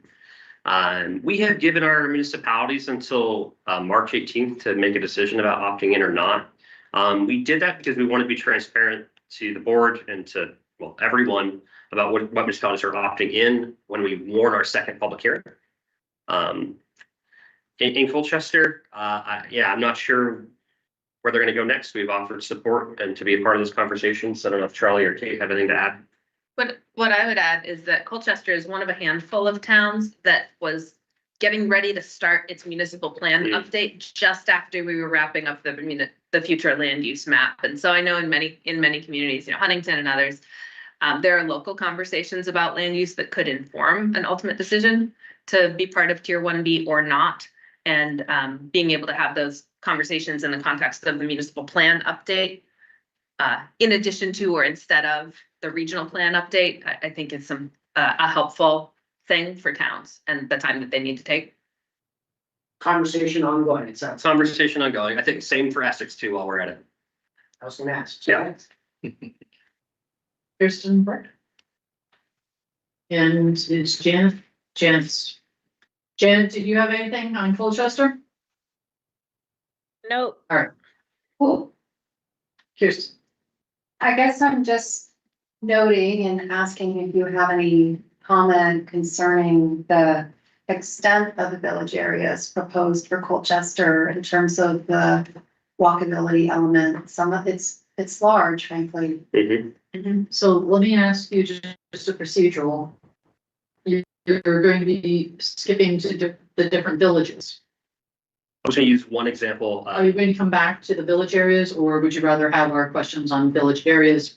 That's where we're headed. Villages. Village areas now is fine. Yeah, Okay. totally fine. Well, you're asking about Colchester. I just didn't know if you wanted to touch on that. So I've zoomed out to show all of Colchester now. And you'll see in Colchester that we have several new village centers in addition to the Fort Ethan Allen. Actually, we have one legacy center here in the old Colchester Village. It is expanded from its current boundaries. We have another new village around the town office. We have another new village on West Lake Shore Drive, kind of by Dick Madison's General Store. And then we have another village center around what's called Warner's Corners. I grew up around here. No one calls it that. But this is around Porter's Point Road, Prim Road, Heinberg, Route 127. Kirsten, what I've turned on here is our bike bed infrastructure layer. There may be errors. This is our best effort at kind of collecting information about where sidewalks and bike paths exist. What you'll see in the white specifically are the locations of sidewalks. And so if we look at Warner's Corners, for example, we have pretty good sidewalk connectivity from Warner's Corners in all four directions. We actually have sidewalk connectivity all the way out to Airport Park and past over to what is the Burlington bike path that comes over the bridge from the Winooski River. And so, this is just one example, but, we get half-mile buffer off of this one particular layer here, and we'd probably be about halfway down Porter's Point Road. And so are we getting a little bit beyond, the strict definition of walkability? Perhaps, but there is connectivity via sidewalk in this location, for example. Colchester has a lot of sidewalks or bike paths that are planned in this capital improvement plan that are not shown on here, not factored in here, but we can provide more information to the board if needed. Kate? Nothing to add on connectivity. I do want to note that the historic Colchester Village Center isn't a legacy center. It's not participating in the downtown program right now. Yeah, just peeking on the planning atlas and not Surprising to me, actually. And so that's another one where it's going to get the benefits because it has the characteristics. What I would add about the multiple villages in Colchester is that we really got a lot of nodding of heads in the town of Colchester when we talked about these as nodes, as functional spaces that people gather, go to, whether it's because of parks or a general store or some daily services that they might need down at Warner's Corners, a drive-in movie theater, but whatever one might need for daily life. But the community really kind of saw these as nodes, maybe not, and villages. Again, this is a future land use map, so thinking ahead about where additional services could be located that would serve the pretty vast neighborhoods in Colchester and anchor those, so that over time, hopefully, some gentle infill could lead to more housing in this community. And these village areas are all served by water infrastructure as well. I had sort of an opposite thought about the two sort of Mallets Bay-ish village centers, and the fact that as somebody who drives through there all the time, it feels like one place to me. It doesn't feel like two different village centers, and I see people walking because it's the waterfront, and especially in the summertime. To me, it's sort of Mallets Bay is one place, one village center. And when I look at this, I thought, well, that's kind of odd. Why do you have such a tiny little village center near the town office? And another one out by the bay itself, maybe they could be collapsed into just one larger village center, but. We kind of went back and We forth. went back, we had a lot of conversations about that exactly with Colchester, Alex. Too much local knowledge. Yeah. Well, I think that was a larger comment on some of the mapping overall. And I think this is a good area to show is, I think the proportions is what you're getting into in terms of village area to village is, I think some of the questions in terms of, this is central Chittenden County. These are the municipalities that are relying upon for your housing targets. Why not increase the size of your village areas in relation to their village centers in relation to the village areas? It just, there's a lot of existing development that might be best encapsulated by a village center, and reading through the definitions provided in the VACTA criteria. It would seem that some of these areas could be re-examined to be larger village centers, which would then help in terms of that relation to walkability of the core to the village area, and that sort of quarter mile to half mile which were in the guidelines. Let me just what the relative distances between different nodes. I wish I had a measuring tool here. I do not. I could go to the NR Atlas real quick and do So measuring. we have Do you have one on ours. You have one on yours? So we have one on ours and happy to measure that. I think it's about a mile. That's probably about the bottom. That one. Sorry, 2,000 feet down here at the bottom. So if we're talking on Prim Road, I would say about 6,000 feet, a little over a mile. Or maybe a little bit less if you were measuring from the edge of the village center here. A half mile. Yeah, it's about mile. That's like 180 feet, so that's what you. It's about a mile between each. Okay. Is that what you're measuring now? Yeah. Anything else on Colchester?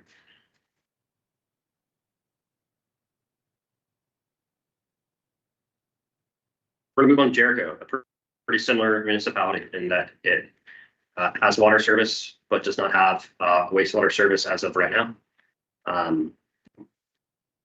Jericho has 3 historic villages that are all participating in the destination program now. We have Jericho Corners, we have the Riverside Underhill Flats, and then we have Jericho Center.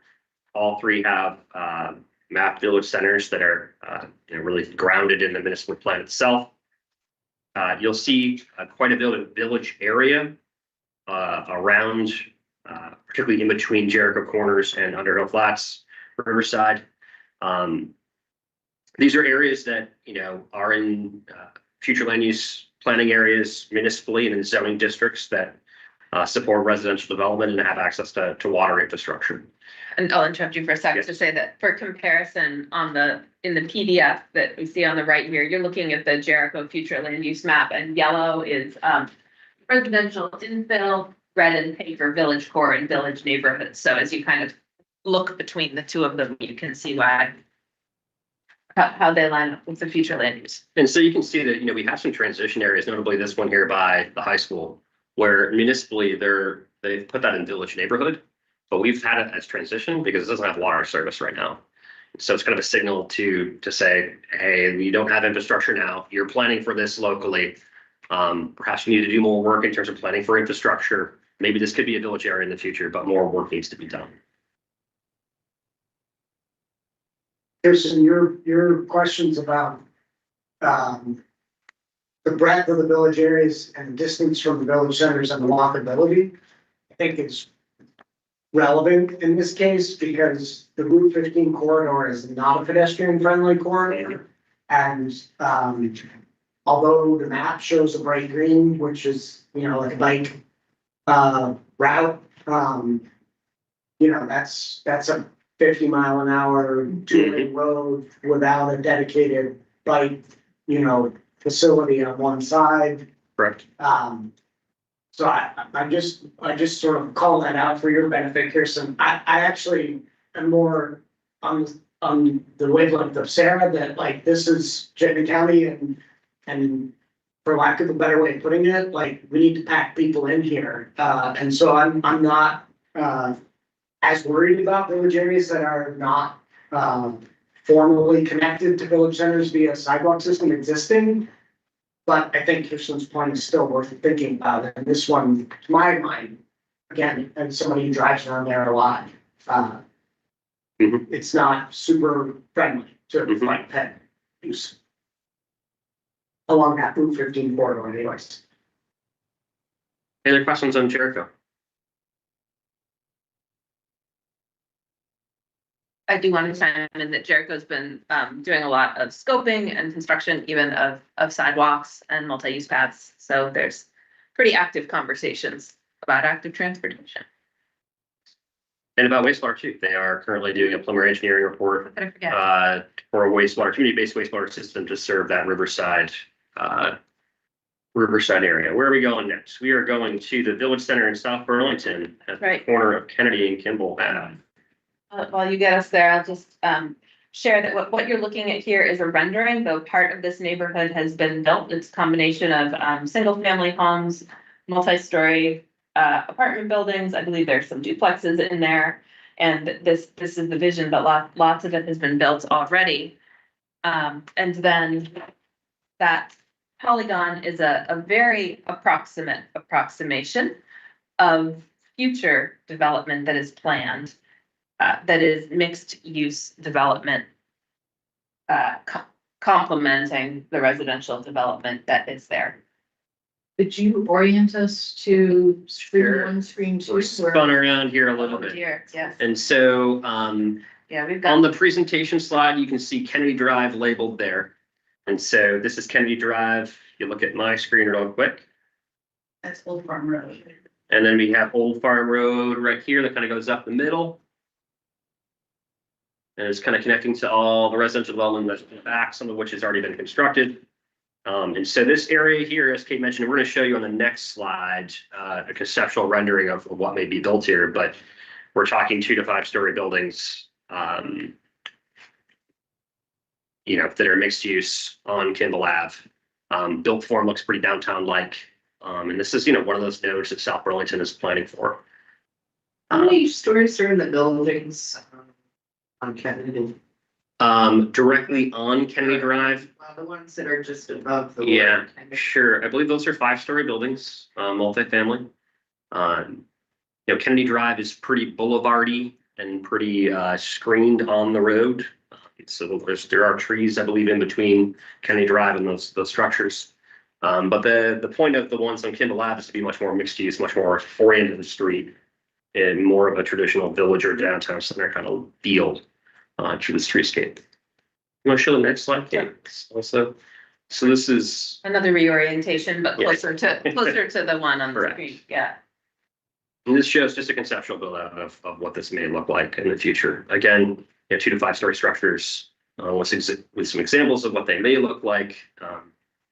Generally oriented to the street. There's some in parking lots, but generally oriented to the street, bike ped infrastructure serving the area.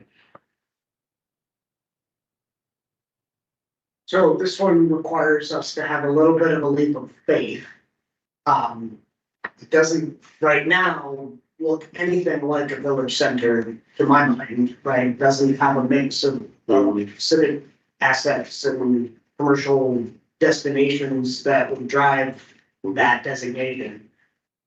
But the reason it's being shown as a node, as a village center node, is because of what's planned, what's happening on that Kimball Avenue end of the equation. I say yes, and, you know, at least the subdivision of those lot sizes have been permitted either locally and or through Act 250.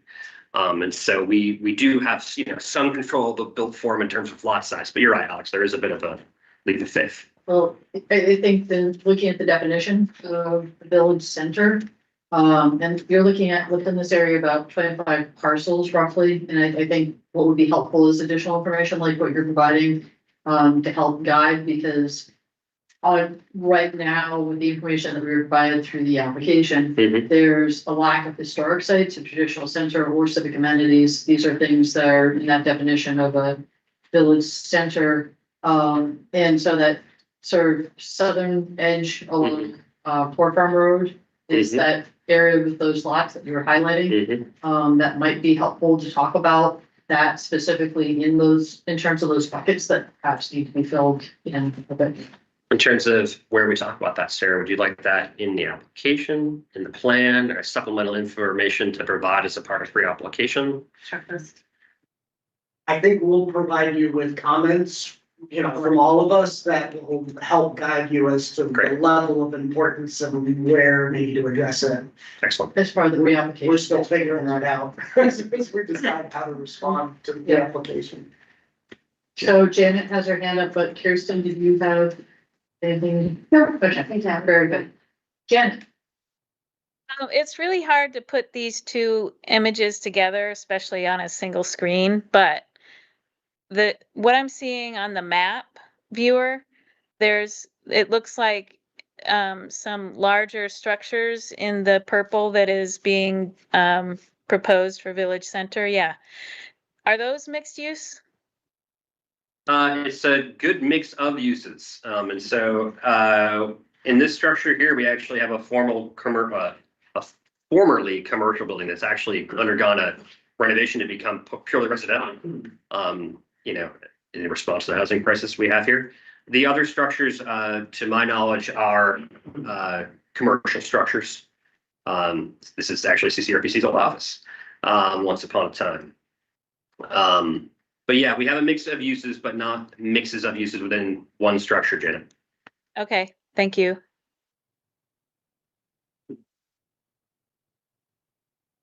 This structure here, for what it's worth, I believe is 3 or 4 stories tall. This one is 3 stories tall, so we have some height here as well. Ready to move on? All right, we're gonna move to Shelburne.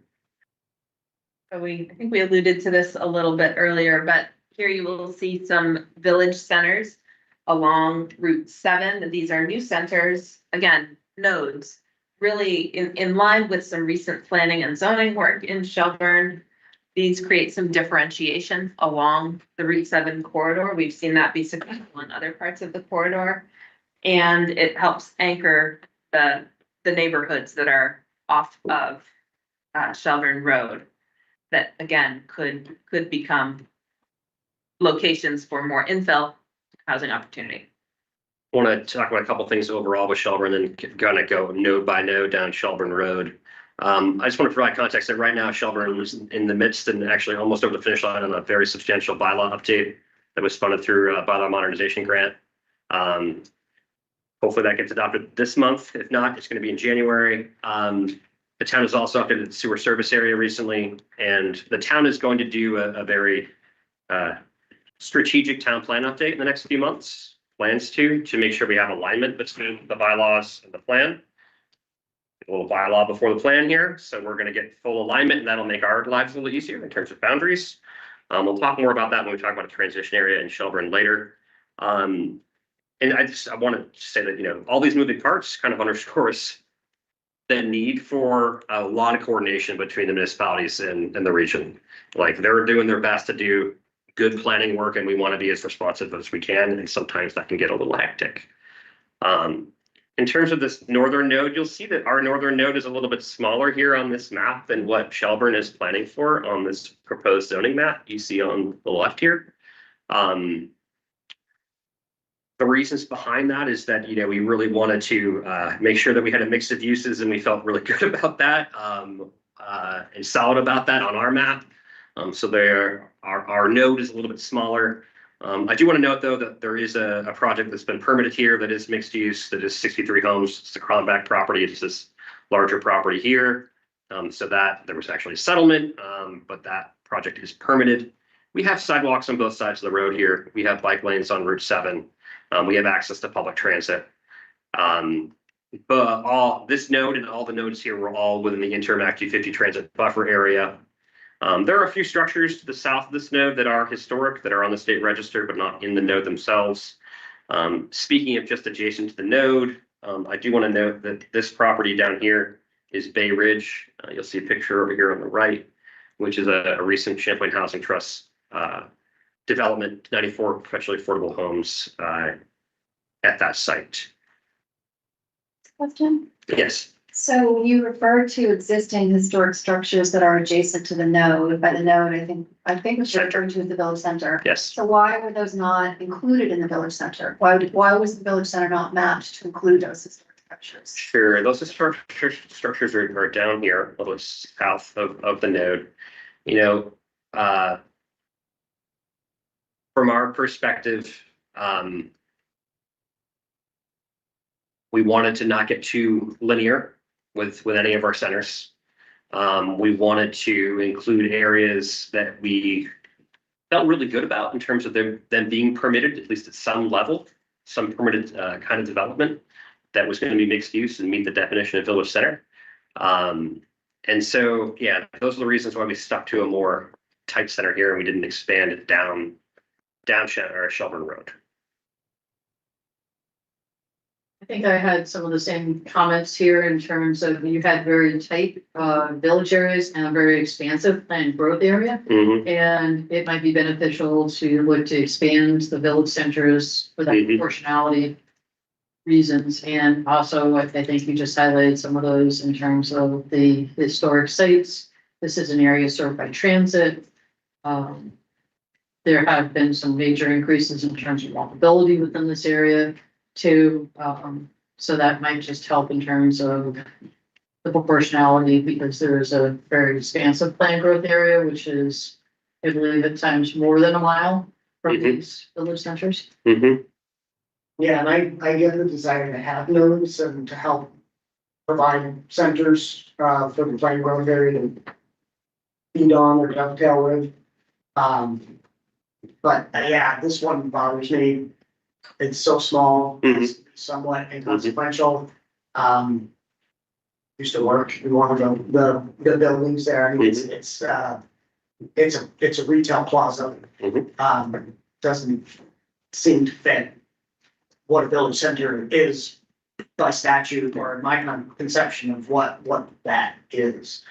But just initial thoughts.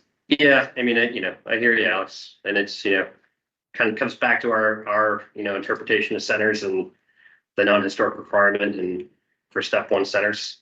And there being a low barrier, but yeah, I hear you. Anna? I just want to reiterate, I think that one is too constrained. And if there are historic structures, I think they should be in it. And why not put in that new Champlain housing, trust development? I would encourage you to expand that one, double it or something. Kirsten, what I will say out loud to your question as well, though, given my lackluster response, is that this is also, as I mentioned before, us trying to coordinate in real time as the municipality is making its own decisions.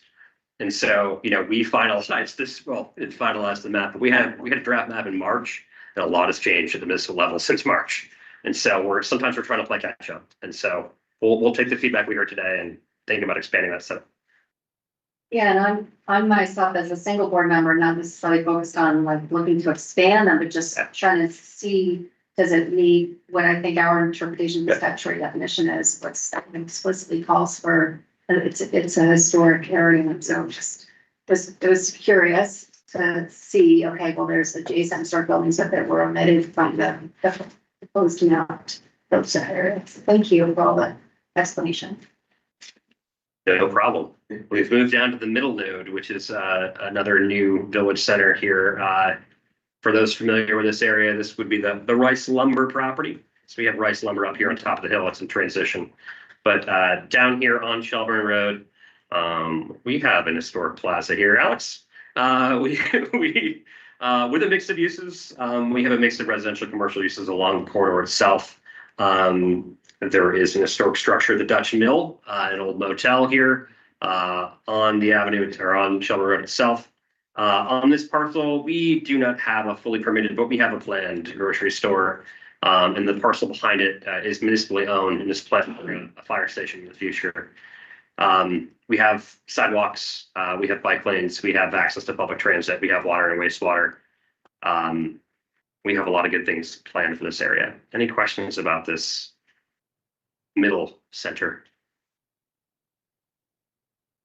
Just the same comment that it's a little bit of leap of faith, as what's happening. I wasn't aware that there was a potential fire station there or a grocery store, so that's good news. But it doesn't change the fact of what that segment of Shelburne Road is, which is not a place for people to congregate. It's a high traffic road that you take your life in your hands if you want to cross it as a pedestrian. It's been a really interesting tension for us internally and in conversation with our municipality to walk the line between what's there today, what it feels like, which is, dangerous for walking, and what it could be in the future with some planning. So we want to respect reality and pragmatism, and also help the towns to be future oriented, the future land use map. And I think you're seeing some of that tension here. I totally get it. I'll be honest with you, a lot of me looked at this and wondered why most of that Shelburne Road wasn't transition infill. It seems like the poster child for that designation. But I hear what you're saying about trying to create nodes and respecting future development plan and the municipality's future, plans as well. So that all makes sense.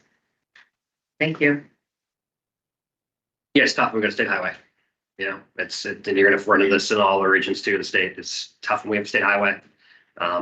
You know, V-Trans did a really good job here trying to make it a complete street, but it just doesn't change the fact that you've got 10,000 cars a day going through here. All right, moving on to the historic village center, which is now going to be a downtown center. This is Shelburne's historic center. We have Shelburne Museum included. Zooming in a little bit, we have the Shelburne Town offices, the existing fire station, library, et cetera, municipal ball fields, and a whole mix of uses. We actually even have a mobile home park here as well in this center. I was wrong. There are more than one mobile home park in the center here in Chittenden County. We have all the things we had before. We have water, wastewater, we have bike ped infrastructure, we have access to public transit. Any questions on this center? There's one parcel that went leaked down to the other side of Boswick Road, which would seem to be a nice hard edge to it. Was there a reason? The reason I believe is municipal future land use map. And I do think that we might have thought about this parcel differently if the mapping methodology was different, Sarah. So this parcel is owned by Meach Cove, which is actually owns all this land way over here too. It's all in current use, even though it's in the water sewer service area. And so per the methodology, we had to include it as rural ag forestry, but municipally, they're actually planning for this to be something more than that. And so if and when that zoning gets adopted, if and when that municipal plan gets approved, that shows this as, you know, a village center zoning district, something like that, we might upgrade this whole stretch here on Boswick Road, Sarah. So it's more than just that little parcel.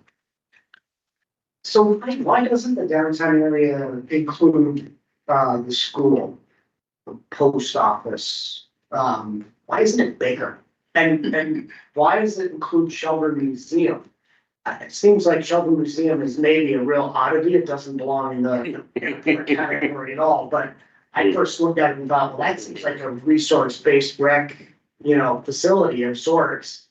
But less about Shelburne Museum, more like why wouldn't the downtown expand over into the school and extend, further down, to the south along that road, which the name alludes me. Is it a zoning issue? Is it the Future land use map. I mean, we're trying to mimic their future land use map. And Okay. their existing but now expanded designation through the legacy state designation program. So we started with mapping the existing, the legacy village center designation, which the community was working to expand into a downtown and including Shelburne Museum. We followed that lead. That expansion didn't include the school and post office. Yeah, Shelburne's such a wonderful downtown area and it's gonna get bigger and it just seems like those are integral pieces to it, both the school and the Shelburne Fieldhouse, which is a mecca for indoor recreation in this county, and it is the place for indoor recreation besides the Champlain Valley Exposition. Anyway. Okay. I'm gonna move on to Williston, and we're gonna look at Taft Corners. Okay. 15 or 20 minutes. Okay, we're about, okay. All right, so we're gonna try to move a little bit quicker, even though I have a lot to say about this one. So this is Taft Corners. This is mapped as a downtown center. The boundaries of this downtown center mimic the future land use map and zoning in Williston that identifies this as their form-based code district. Williston underwent a really substantial comprehensive planning process for this area in 2020, 2021, whereby they adopted this vision plan that had a lot of public engagement related to it, and then a form-based code. So they're highly regulating building form now. Structures have to be oriented on the street. And I'll zoom in a little bit more. If you go ahead. Sure, yeah, I should totally shrink that pop out. Thank you. You can see there's not a lot of grid network here, right? And if you look at the map on Kate's screen, there's a lot of grid network plans, in that southwest quadrant. And so that whole grid network that was identified as a part of that vision plan, as part of the form-based code, has been adopted as a part of an official map at the local level. So the municipality is committing the best they can to actually building out that roadway network. All 4 quadrants are planned to be connected via bike ped infrastructure, either cycle tracks that are protected, bike lanes, or via sidewalk, depending on the road context. That has all been planned out. The municipality owns a piece of land over here by Shaw's. They've actually done some planning work with us to make that a multi-mobility hub, so essentially a bus station and more in the future. The town continues to monitor the form-based code itself. They're working with a consultant actually this spring to make tweaks. There's been some substantial redevelopment over in the northeast, or construction in the northeast quadrant over the last 2 years while they've had this code in place. So they're planning on making a few tweaks. The town's also studying TIF for this area in order to build all this infrastructure. They're also contemplating on a smaller scale, perhaps using the CHIP program and cooperating with some property owners on housing development. Wastewater capacity issues long term. The town is going to work with surrounding municipalities to try to address that issue. Stormwater treatment is also an issue, and of course money. I do want to address one DHCD comment, which was questions about this southern boundary along Marshall Avenue. They asked, why is it 150 feet off Marshall Avenue? It goes through buildings. Well, that's a decision Williston made on purpose. And so the Williston made this decision because they wanted all of Marshall Avenue surrounded by the form-based code district, because they want Marshall Avenue to be an urban street in the future. And they want new structures that are built on Marshall Avenue to be on Marshall Avenue up against the street. The form-based code also has block length standards. So the town is aiming to have blocks that are about 300 to 350 feet in terms of length. 150 feet is about half of that. And so they're planning, and sorry, a lot of this area is supposed to be served by alleys. So they wanted to go 150 feet deep. They would have an alley come in to serve that new structure that would go up on Marshall Avenue. So there is a purpose. I'm talking too much about Williston. I really, I worked on this project, so it's close to my heart. Any other questions on Yes. Williston? Yes, I mean, maybe it's a question for Williston, but why not extend it 350 feet? Or include those entire parcels there instead of bisecting those parcels. But you don't need to answer that, just it's a consideration. Yeah, Janet, my answer will be that, there was one major landowner in this area, and that was a decision that the town made in cooperation with that landowner about what land would be in and what land would be out. I think just another comment is, it appears that the Legacy Growth Center is not fully included in the proposed downtown, which the guidance says that you should whenever possible. Is that also a local decision? That is a local decision. They want to keep the land to the south of that 100 feet off Marshall Avenue out of the center and in plant growth area. And then I think this is the same as some of the other areas, which is you have sort of a constrained village area, constrained downtown, and a very expansive planned growth area. That goes well beyond a mile out. And perhaps could use a better access to the centers. Yeah, so that served area is, that PGA area is all served by water and wastewater, has been for a very long time. You'll see here, a lot of that area is served by sidewalks and is connected bike ped wise to those centers. But we can try to provide a clearer nexus and a reasoning why that entire area is plant growth area. I had a non-growth area question before we leave Williston. Whenever I drive on Marshall Ave or Shun Pike to the west of the proposed downtown center, it feels very enterprising. Big UPS facilities, and yet it's just plain road area. Was there some discussion about an enterprise district or future land use area in that part of this town? There was, but it came back to the conversation Kate brought up earlier of like adjacency and whether or not adjacency of enterprise to PGA is okay or not. I know, but you're gonna do it in Winooski. Yeah. Like, I think maybe you should do it consistently in Williston too. Well, if that was included in the previous, I'm sorry, is the industrial area you're talking about in a PGA or in the center that we're talking about? It's in the PGA. Okay. draw my comment. Yeah, Alex, I hear you, and that's kind of where we, we've been somewhat deferential to, what the municipality express for their preference. Sure. Got it. Tough said. This the only code. No, we have form-based codes in Burlington, South Burlington, Winooski, Williston, Jericho, Westford. And then we have some municipalities that have some design standards. So you'll see Milton in a second. I don't think Heinsberg has any. Heinsberg does too. Yeah, But some like design standards, so there's quite a few. We've been funding zoning updates for the last 10, 15 years, which a lot of them have been form-based codes. And Brooke's starting to be more specific too, like those are all for village areas or for urban areas, the rural areas remain kind of traditional zoning, but it's just for those more urban places. It was an issue that came up repeatedly in the appeals study. It's really outside the scope and outside our resources. So curious in terms of how much has been accomplished in that regard. Be interesting. All right, I know we're tight. We're tight. Let's briefly confirm. Do you want to triage a little bit? We don't want to do. We've got this. I heard, I'm gonna be really quick with Essex and Milton. So here we have, Essex and Milton, we have a downtown center and then we have a village center. The village center actually just got in the legacy destination program as of like a few months ago. And we have a downtown center. This downtown center is a place where the town did the ETC, Essex Town Center, next plan in 2020.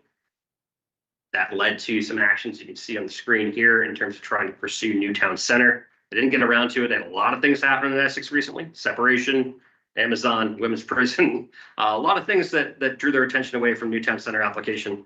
But what they did do after separation is they just did some additional planning work specifically for these parcels on the north side of 15, which Kate's showing you the outline over here.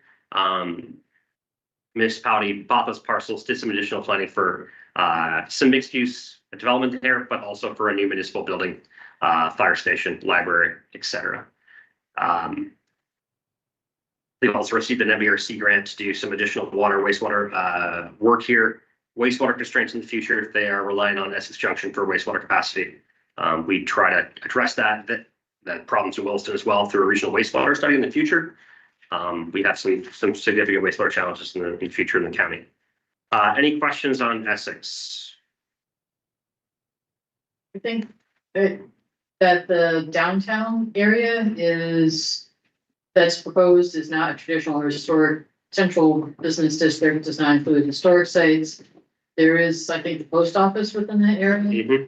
And so I think it was just sort of interesting that you had a legacy village area. And in some ways, when you're reading through the future land use guidance, would they be better flip-flopped?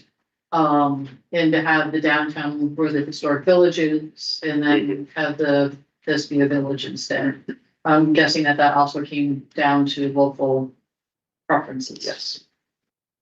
It's very similar to the Williston example, Sarah. The difference between the historic village of Williston and the downtown area of Williston around Taps Corners.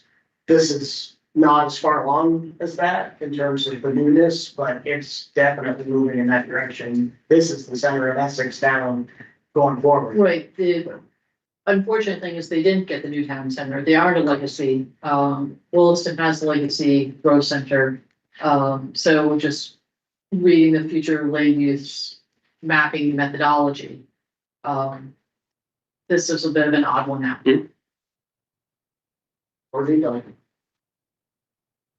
In the last time, I'm going to move quick. I'm going to move to Milton. I'm going to try not to talk too much about this one too, because I used to work in Milton. We did recently a downtown core master plan in Milton, shown on the screen right there in the middle. Milton's planning for mixed uses here, tons of wastewater capacity, a bunch of sidewalk connection, plenty of water capacity. That master plan plans to accommodate 500, 600 new homes within this downtown center area. They're also pretty far along in terms of some roadway improvements in cooperation with V-Trans. They also have a new town-owned parcel that we're currently funding. CCRPC is funding some additional site plan work there for probably mixed-use building. There are challenges to stormwater treatment in the area. There is public transit service as of right now in this area. And I'll just note Elm Place there on the upper part of the screen. That's a 30-unit senior housing complex that was built by Cathedral Square a few years ago. It just kind of shows you kind of the direction this area is going in. Traditionally, a lot of one-story single-use structures. The town's planning for a pretty significant transition. Already allows for 5-story structures in this area.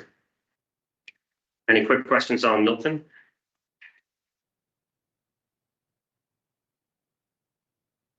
Yeah, you can talk about Burlington. Here we are in Burlington.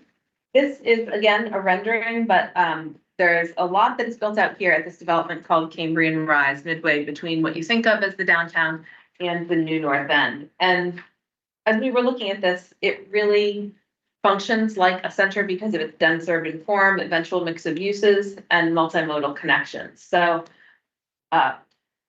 didn't feel like a PGA by itself made sense here. It felt heavier duty and therefore a center. So we made it a downtown center in consultation with the city of Burlington. Yeah, water, sewer, public transit on the bike path, 950 units permanent. Yeah, mix of uses from affordable home ownership, shared equity homes, rental, and pet houses. So then heading south into What other Question. than residential, what mix of uses are there? There's a mix of uses planned, contemplated, not manifested yet. The original plan had some first story retail space created, and There's some that's permanent right now that's vacant, has been vacant since it's been open. yeah, and this opened, within the last 5 or 6 years. So it kind of crashed into the COVID-ness of it all too. So mix of uses until we hear otherwise. The structure on the bottom of the screen with the solar panels on top, I believe there is commercial space permitted in that structure, at least conceptually, but your staff could tell us more definitively, I'm sure. Honestly, this looks to me like a large development, not another downtown on par with other downtown areas in the city. To my mind, the Old North End is more of a downtown center. And this singular development on that, but that's my take as one for it. Noted, thank you. You may have a similar comment here, Alex, and others, but this is in the south end of Burlington, South Pine Street. And you may know where VEIC used to be located. You may know where the Champlain College building is. It's this zone. And there have been recent zoning changes, planned investment, pre-development agreement between the city and the property owners of this site with a vision to create housing, commercial space, artist maker spaces, childcare at a downtown scale and mix of uses. This is contemplated for about 1,400 units. And it is connected to a lot of things you are probably familiar with in this area. There's Callahan Park, there are neighborhoods, there are a number of businesses, banks, coffee shops, etc. nearby. So this is, as a future land use, definitely a node, definitely a more intense core. And so we labeled it as a downtown center in consultation with the city. Any thoughts about just expanding the traditional Burlington downtown area to just connect with this via the Pine Street corridor? Or is it I think- that it's too far apart and can't be I one? think we were cautious about connecting things along roads because it was visually kind of workable. We're also conscious that the city of Burlington does want to maintain some other functions between those two things, whether it's the farmer's market or space for artists or other types of buildings. And so Not necessarily mix of uses in that connecting Yeah. space. It's just awkward because as a Burlington resident and somebody who uses this area, yeah, the Pine Street corridor is especially now, It's very very cohesive. walkable. Mhm. The farmer's market is down there, or was. It feels like one center to me, even though I know Burlingtonians think of the downtown, Church Street as the downtown. This is the south end and it's a different place, but from a future land use mapping standpoint, they seem.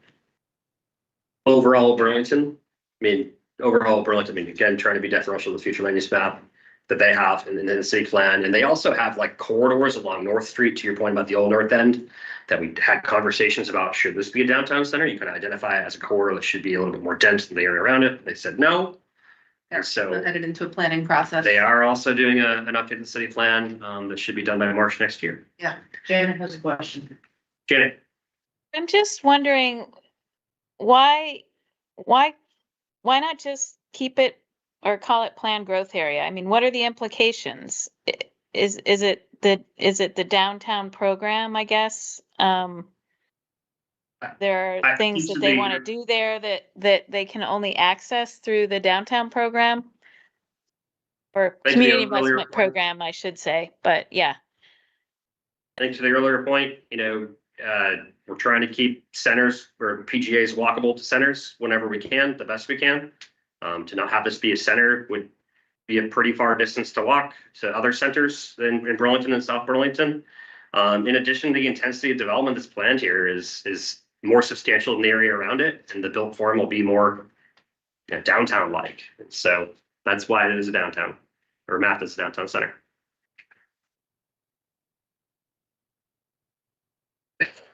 I'd bring you next to the South Burlington City Center. This is a legacy new town center that has developed with housing, civic uses like the library and city hall, businesses. There have been public-private partnerships, and if you haven't been there lately, it's worth a visit.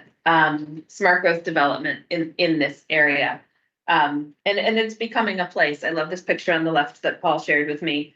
It celebrates the dedication of the Tilio Drive, which is named after someone who works at a school. It's a little tiny road that goes to the school. The elementary school is connected to this civic center, and those kids are all celebrating that with balloons.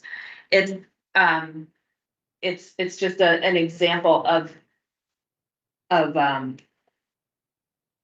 downtown center that has kind of grown up and appears on our map as such. What I will say is that, we do have the University Mall here. We have a lot of open parking lot space, right? But also we have a city that's adopted zoning regulations to allow 14-story structures or 12-story structures in this area. And so there is a plan to urbanize this area. And as you saw in the housing target slide, South Burlington has the highest municipal housing target in the entire state. And a lot of that growth would be accommodated here in this downtown center. I think to me, it was the question of, are you being too constrained with this?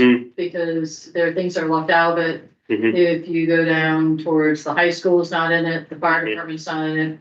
Kennedy Drive could be more of a harder line to it. And then there's some other areas for possible infill. There's a parcel on Libby Street. So again, with the successful downtown, are you being perhaps a little bit too constrained? Right, so I just quickly know, since we're at this airport location that's been designated for a special use category. Just kind of footnoting, I myself as one board member, unclear as to whether or not that's something that we can do, like that is, We feel like that is enabled in statute that RPCs can create a special category. It is in 4348A. I can't remember if it's the bottom of the land use section or at the top, but it is enabled. It's almost in passing. It says, and other categories is deemed. Okay, thank you. Right. Janet, do you wish to comment on that? No, I clearly recall that, yes, that is something that is enabled in statute. Thank you. Anything else on South Burlington? All right, thank you for bearing with us here. We talked a little bit earlier about transition areas and how they're used in different places. This is just one example when we're looking at Colchester and the transition area around exit 16, served by water and sewer. pretty close to Winooski. It's a highly valued location for the services that it provides. I know that Colchester residents see this as a very important part of their community, and it's important to the region as well. But then you say, well, what more could happen there? What might be possible given the presence of infrastructure and the proximity to some downtowns and some jobs? So we've labeled this as a transition area in order to contemplate that. Should mention in the lower right of the PDF that the presentation we're looking at, that others may be looking at as a PDF, there is a major infrastructure change coming there with the diverging diamond interchange at exit 16 under construction soon. To underscore why this area, couldn't be considered PGA despite water and wastewater service to the area, residential uses are not allowed here in this future land use area and zoning district in Colchester. And so from our perspective, didn't meet the definition of PGA. But not enterprise. Not enterprise, because I think if you look at enterprise talks a lot like quarries and industrial uses and like this, there's some kind of It more fits the commercial. little retail, a Costco or a little professional services. So transition seemed more appropriate, but Headed down to the O'Briens. Headed down to O'Brien. This is the last So this is the visit. last stop on our site visit. It's in Shelburne. It's another transition property. You can see we're zooming into that. You can see how it's attached to PGA, but how it's also within a rural area. So this is the subject of a pre-development agreement between O'Brien Brothers and the town of Shelburne. That pre-development agreement was established early this year. The sewer service area was amended to include this area. It was amended by the town. We mentioned the forthcoming anticipated zoning bylaw update that contains many provisions that need to be passed in order for the development agreement to remain in effect. And so this is planned for, sorry, I don't have the 375 units. 375 units of housing. The planning is underway as we want to see with a transition area. We are flagging it for you in the event that all the conditions of the pre-development agreement are fulfilled, that this could move into the PGA category in a future vision of a future version of this map.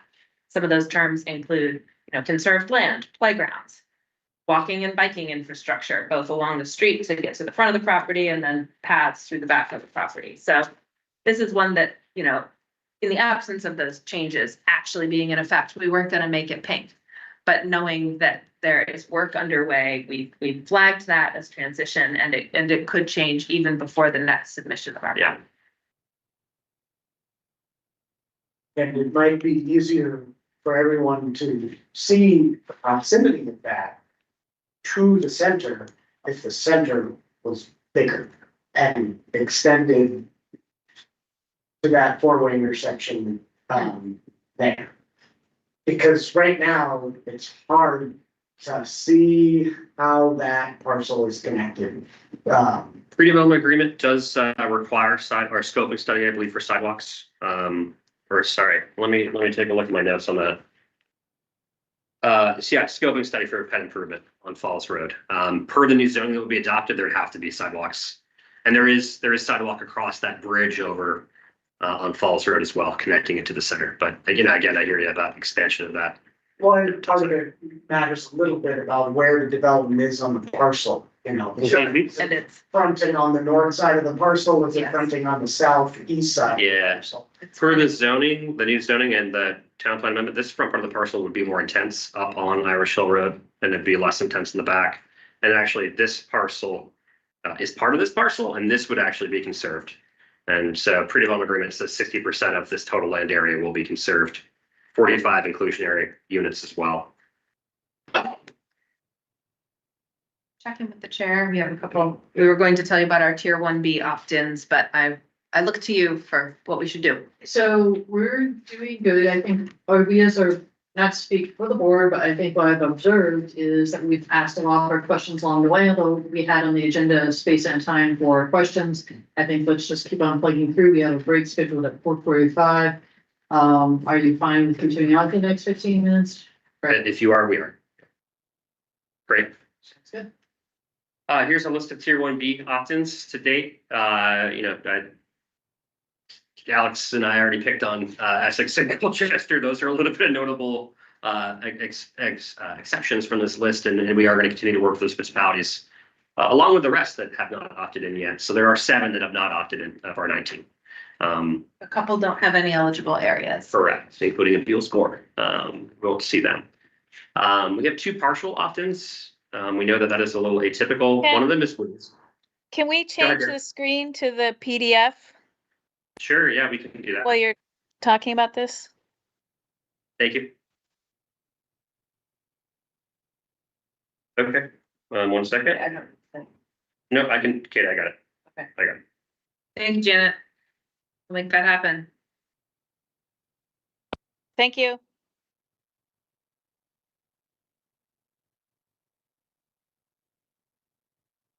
No, it's okay. That look okay to folks? Yes. So Winooski has decided to only do a partial opt-in. In the area that they, that is eligible, that they've chosen to exclude is here in the red. This is their downtown core zoning district. They've decided to not have this be a part of their opt-in tier 1B area because that entire area is already subject to an existing Act 250 master permit that the city is the main permit holder of. There's only a few remaining parcels left that can be redeveloped, but there are a whole bunch of complex conditions in that permit related to infrastructure, professionally affordable housing, et cetera. And the city felt really confident just using the process that exists now and staying within it, than not having it in place anymore. And so they decided, to just take that area out and opt in for the rest of the city. Any questions on Winooski's reasoning? We have Westford. Westford has also only done a partial opt-in. It is hard to see in the screen, so I will do my best to try to show you. There is this purple outlined area here. It is very small. It cuts across some parcel boundaries, within parcel boundaries, but that is the boundary of their existing neighborhood development area. The municipality has only opted in to include that area as tier 1B. That's where they felt like they had community consensus in terms of where they want to see infill redevelopment in their community. They may possibly expand this area. Westford is one of those communities where this whole conversation about Act 181 is really have them reflect and want to really focus on this topic in their next town plan update in 2028. And so I could see this area expanding in the future, but this is what they feel comfortable with right now. So it looks like it's only 7 parcels and one of them is the municipal complex. Correct.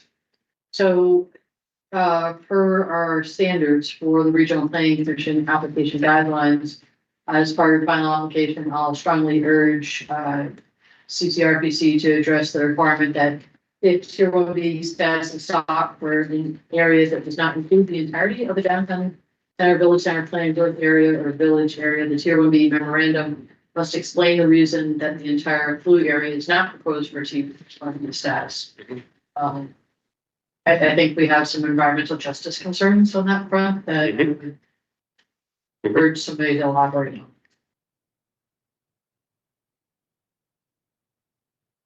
Thank you, Sarah. Anything else on Westford?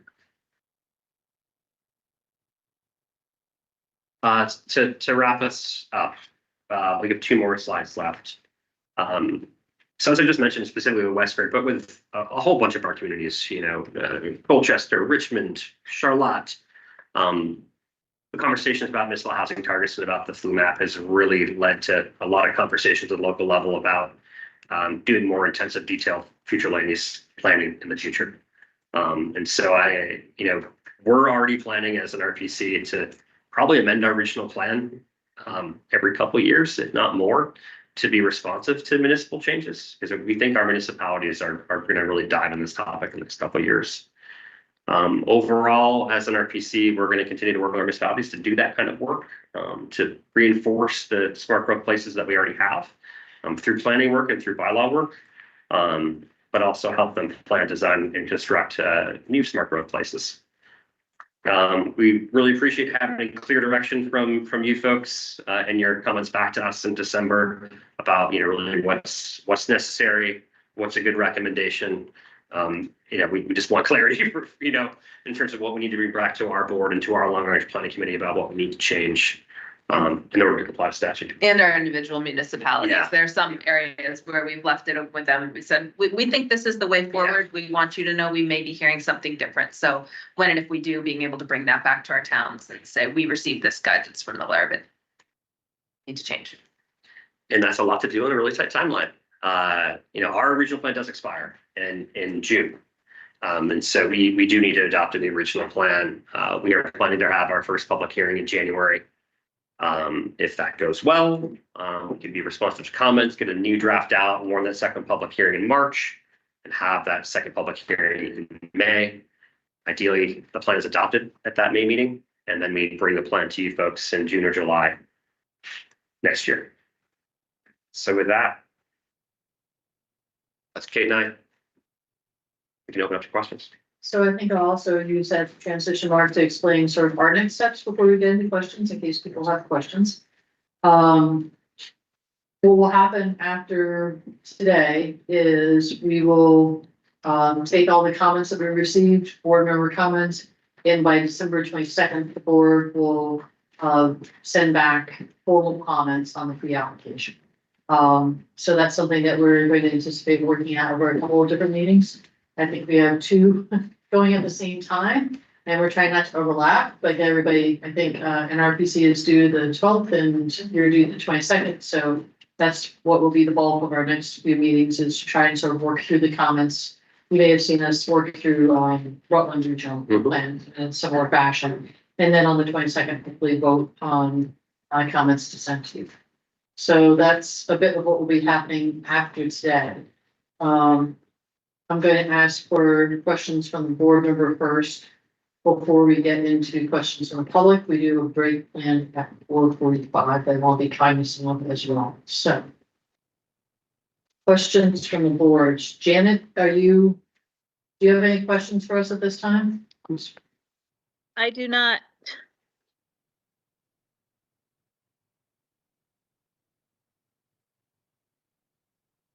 Not really a question, but just a comment from one board member. I noticed in the Agency of Transportation comments that there was reference to an Act 181 related AOT study that is underway and nearing the finish line, and would encourage the RPC to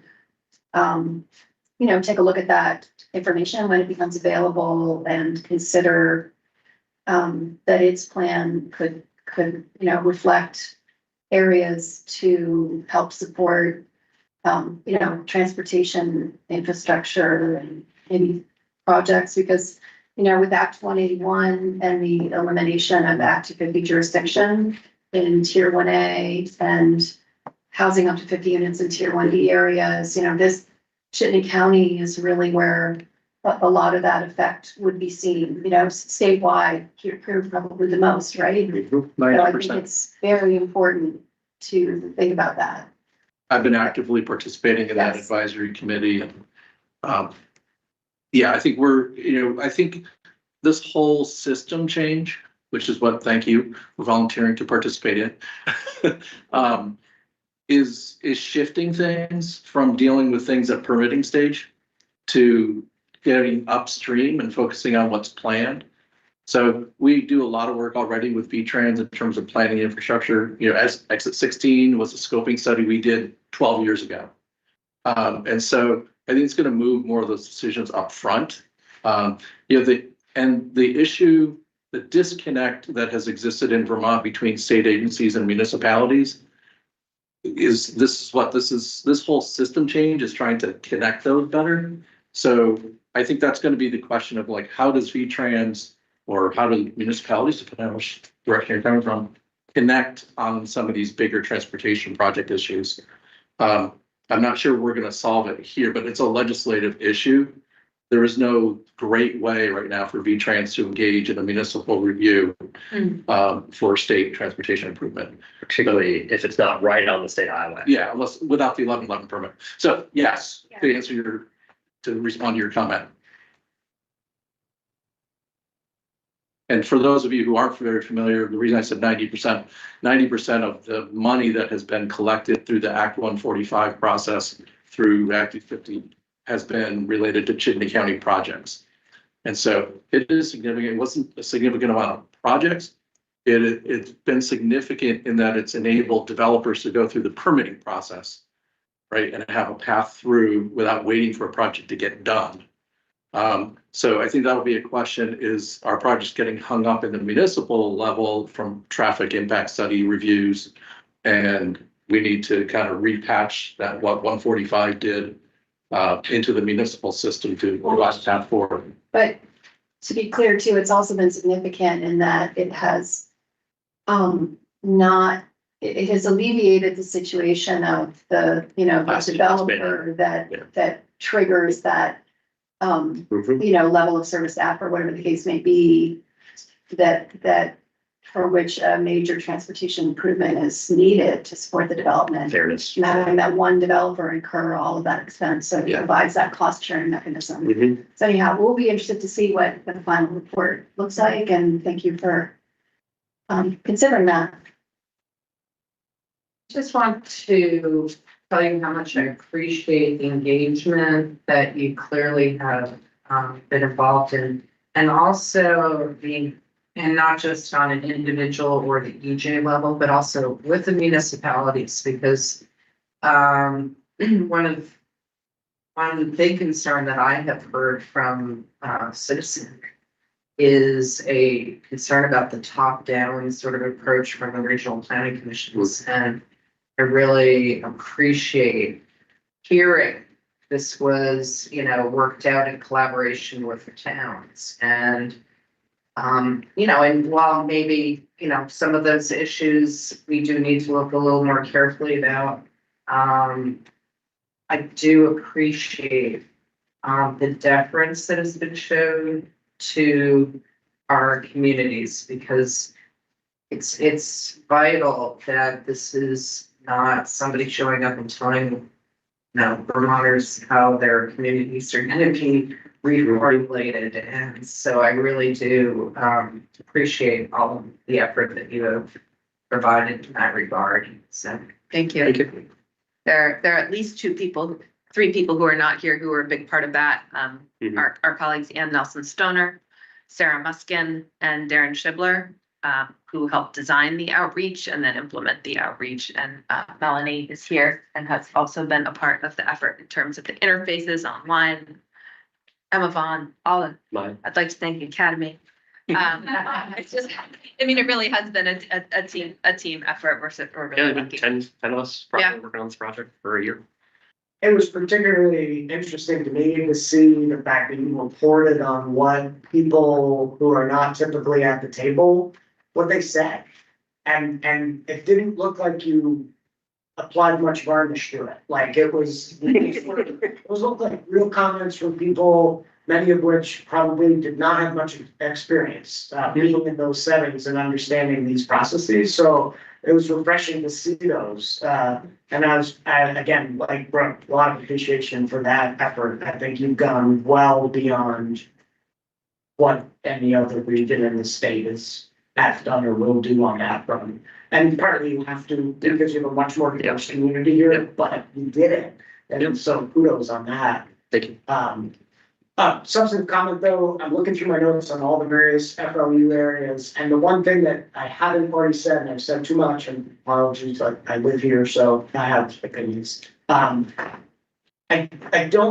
see a lot of comments in my notes about why isn't there an enterprise district here? And we talked about some of that. You made me look at the statutory description again. It's not just resource extraction areas, it's, commercial, industrial parks, and there are examples in Burlington, the Queen City Park area, seems like it should be that.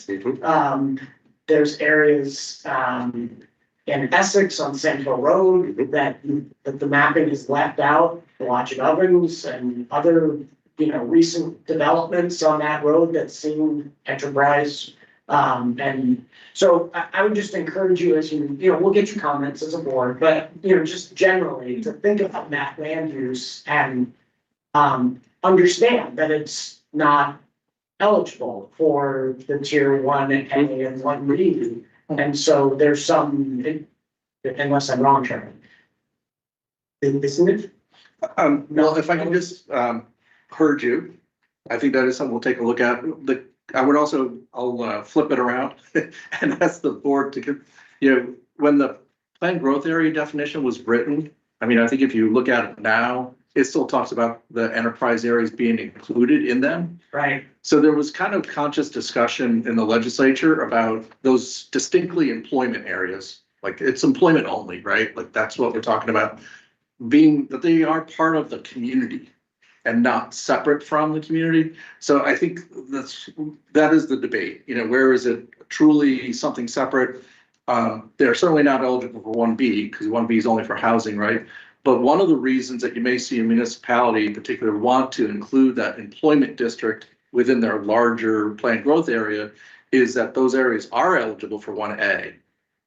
So sorry, I apologize for reacting in a way that interrupted your thought. No, I appreciate the clarification. Because so that, and I think even when Winooski, was like thinking like, no, they don't want to necessarily step into regulating that. So they're like, no, we want to exclude that enterprise area.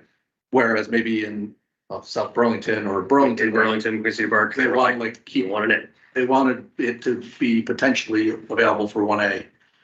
Future Yeah, application. and I hear that, so I'm glad you've done the thinking on that front. Maybe to crystallize the comment and react a little bit is to say, where you have enterprise areas identified already, make sure they include the full scope of those enterprise areas. Sandhill Road in Essex is an example, it does not, that should be changed in my mind. So, there are others, the internet is another example. You've got the McNeil generating plant in, but Gardner Supply is not. That doesn't compute to me, but maybe there's a reason. But anyways, so I take your point, and that's a good point, and I understand what you're saying about Quincy Park. But where you do have enterprise, like think about what the boundaries should look like. And I tried to look at the base zoning underneath those. And frequently those areas are zoned for industrial land uses. So I'm like, that sounds like an enterprise district to me, or at least land use area. When I look at Saxon Hill in Essex, that area, it kind of north part is in PGA now, the south part's in enterprise. The differentiating factor there right now for us at least is the water sewer service area. So the north part has water sewer service, south part doesn't. That was kind of our differentiation between, but yeah, I hear you. I'm not convinced that that's a reason to have them in two different land use areas. I think an enterprise area can be served by water and sewer. Can also be part of the PGA. Well, I think it's one of those tough situations, because I think for all the things that have been articulated is we've gone above and beyond with including input from so many different communities, so many different people within the communities, and the plan is a reflection of that. And so you have a lot more individuality as you move from town to town. And I think that's something that we've seen more here than we have in other areas so far. And I think that's makes it a little bit tougher to explain some of those edges and some of those decisions as to what's in, what's out. I think one of the struggles is to keep that sort of regional perspective from that 10,000 foot where there's I think where Alex is trying to sort of articulate is that there's some level of uniformity that could sort of pass muster, be explained overall, yet still, and that's a balancing act, and yet retaining the individuality of those communities and their ability to be reflected in that point. So I think those are good challenges that we've articulated. As part of the pre-application process is for us to learn a bit more. I very much appreciate learning a lot more. And we'll get comments back, and then there's the final application. So this is an iterative process that we'll hopefully learn from. Before we move to a break, I see that Janet has her hand up. Janet. Just to point out that I think this kind of extensive work that Chittenden County did with its communities is, I think, probably going to inform the statute. And, you know, if the board comes down on, you know, in a particular way that, you know, the statute just doesn't allow this, I think, you know, this kind of really engaged process can inform changes to statute in the future that will make this even more workable. Sure. Thank you, Janet, for saying that. And I just want to note, as somebody who was, you know, in the room quite a bit when this was getting written, it was not written for Chittenden County, which you can tell. I hope you can tell that, right? Like, it doesn't, you know, there's no suburban, urban, you know, growth area. It's all this planned growth area. So I'm just, this is going to stretch all of our bounds of like, how does this all fit into this kind of somewhat rigid box that we were given. So I thank you for whatever thought and discretion and efforts you can put into trying to make this work. Unless anyone has anything else that they'd like to add in at this time, I'd like to move us to break. But I will recognize that when we come back for break, we have questions and comments from state partners. So does any of our board members have any comments before we move to break? Going once, going twice, I will then ask for a recess until 5 o'clock and we'll come back and take questions from our state partners. Thank you. Thank you all for those that have stuck around online and also in person. The next portion of our meeting until about 5:30 is reserved for our state partners for any questions and comments that they might have. I see a few that have joined us online, and if you would like to offer comments or have questions, please raise your hand and we will recognize you one by one.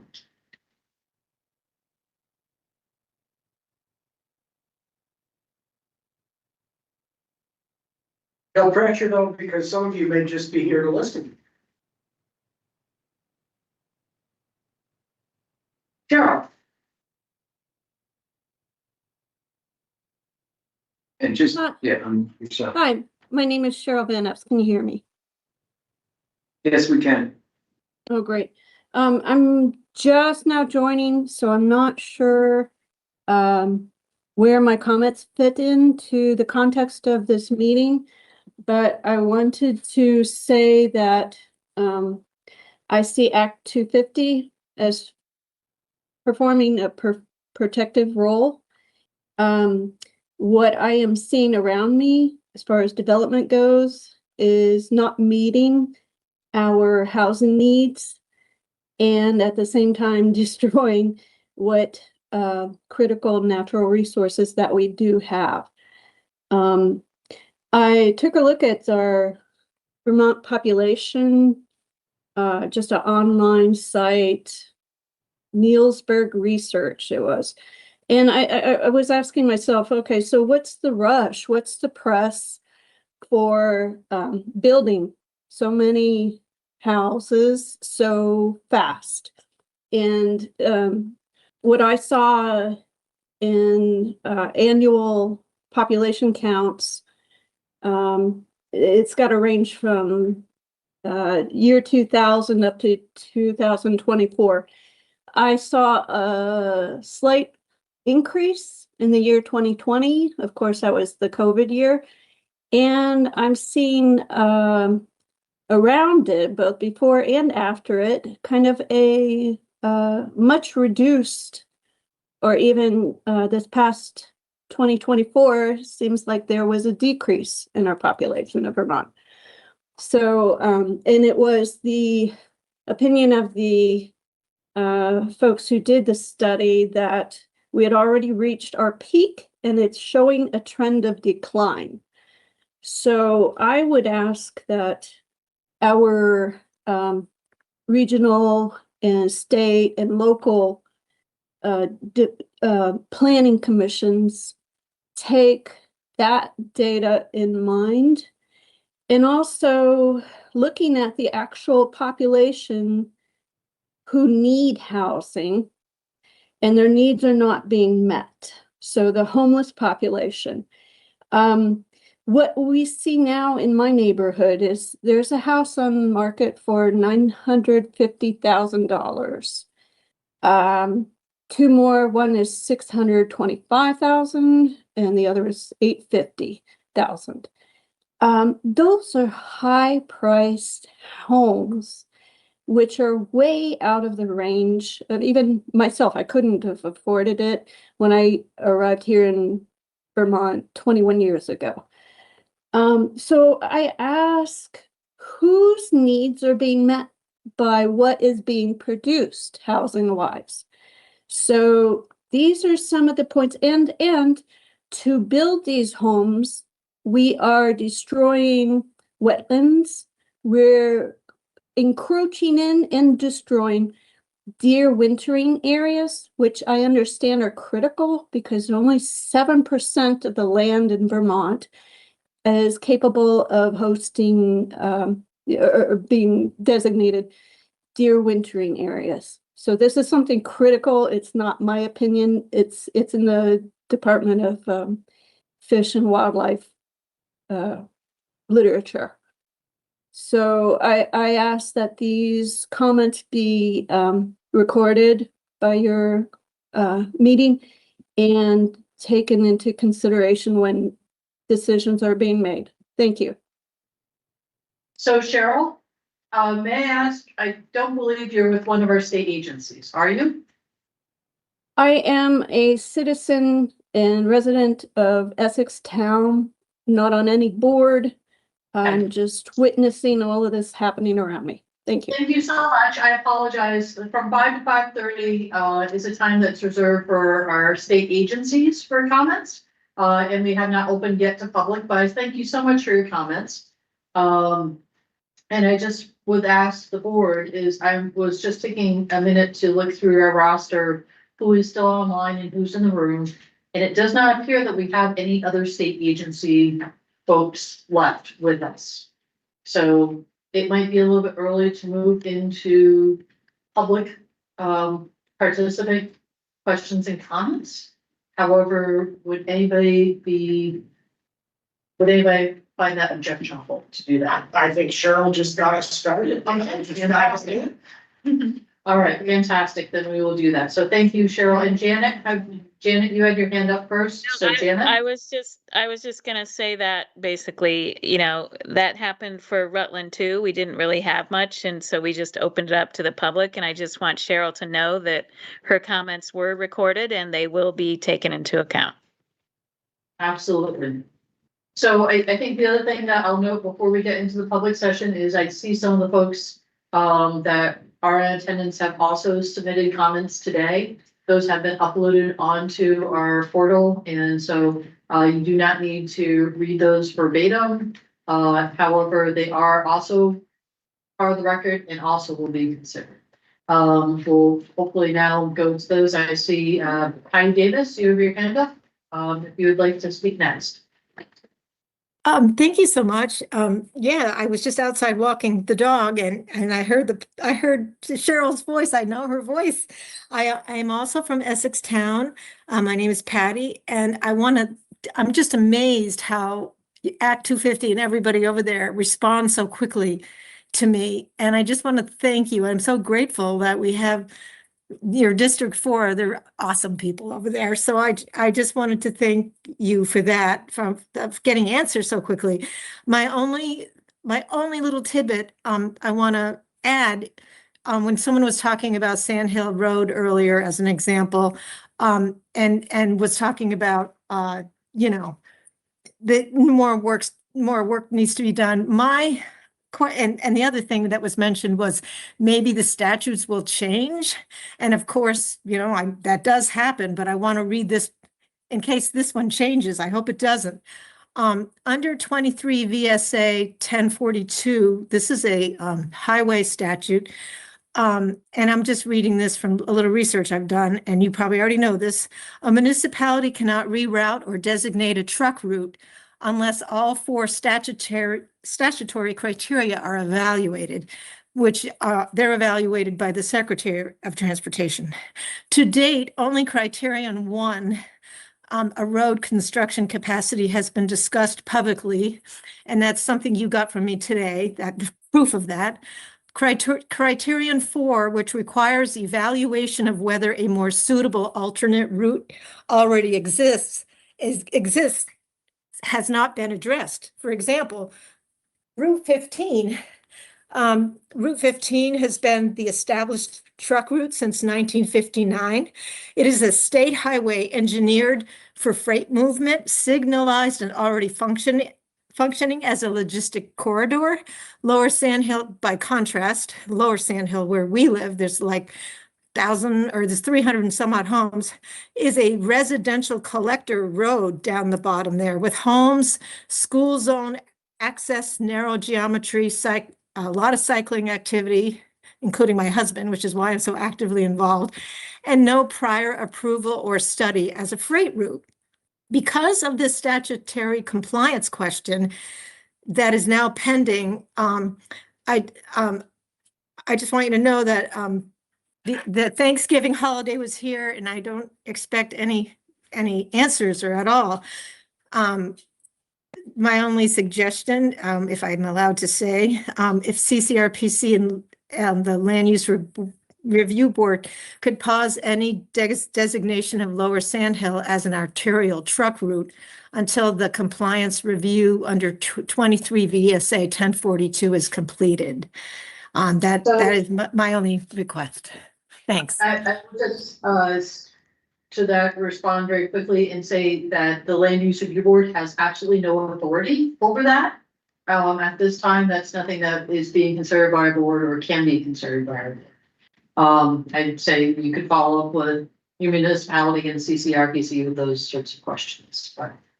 Sure. So, I only mentioned it. Thank you. I only mentioned it because I think it was Janice that mentioned that statutes eventually can be changed, and I wanted to at least read you that one before, in case it ever got changed. So thank you so much for your time. well, thank you so much. And Brooke, you have a question. Patty, may I ask you a question? I did see your posting on the Act 250 database with the select board video from Essex. Yes. And it sounded like from your email that you were intending for us to look at a portion of it because it's like over 2 hours. So if you had a specific segment of that video that you'd like to direct our attention to, would you be able to file or send me an email in terms of where in the tape specifically to observe or listen to? Oh, sure. It's the very beginning. As soon as you hit start, public to be heard. It's the very beginning. Yep. And what else is, don't email it directly to Brooke, email it back to, I think, Maddie. Got everything online for you, so if you could email it back to Maddie, but yes, I looked at the video prior to the meeting.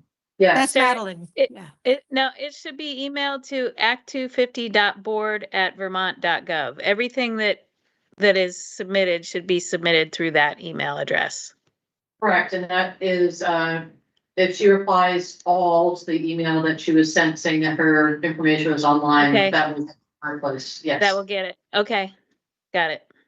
Thank you. So but- is Janice saying I should email it to this address, that video? Is that what she just said?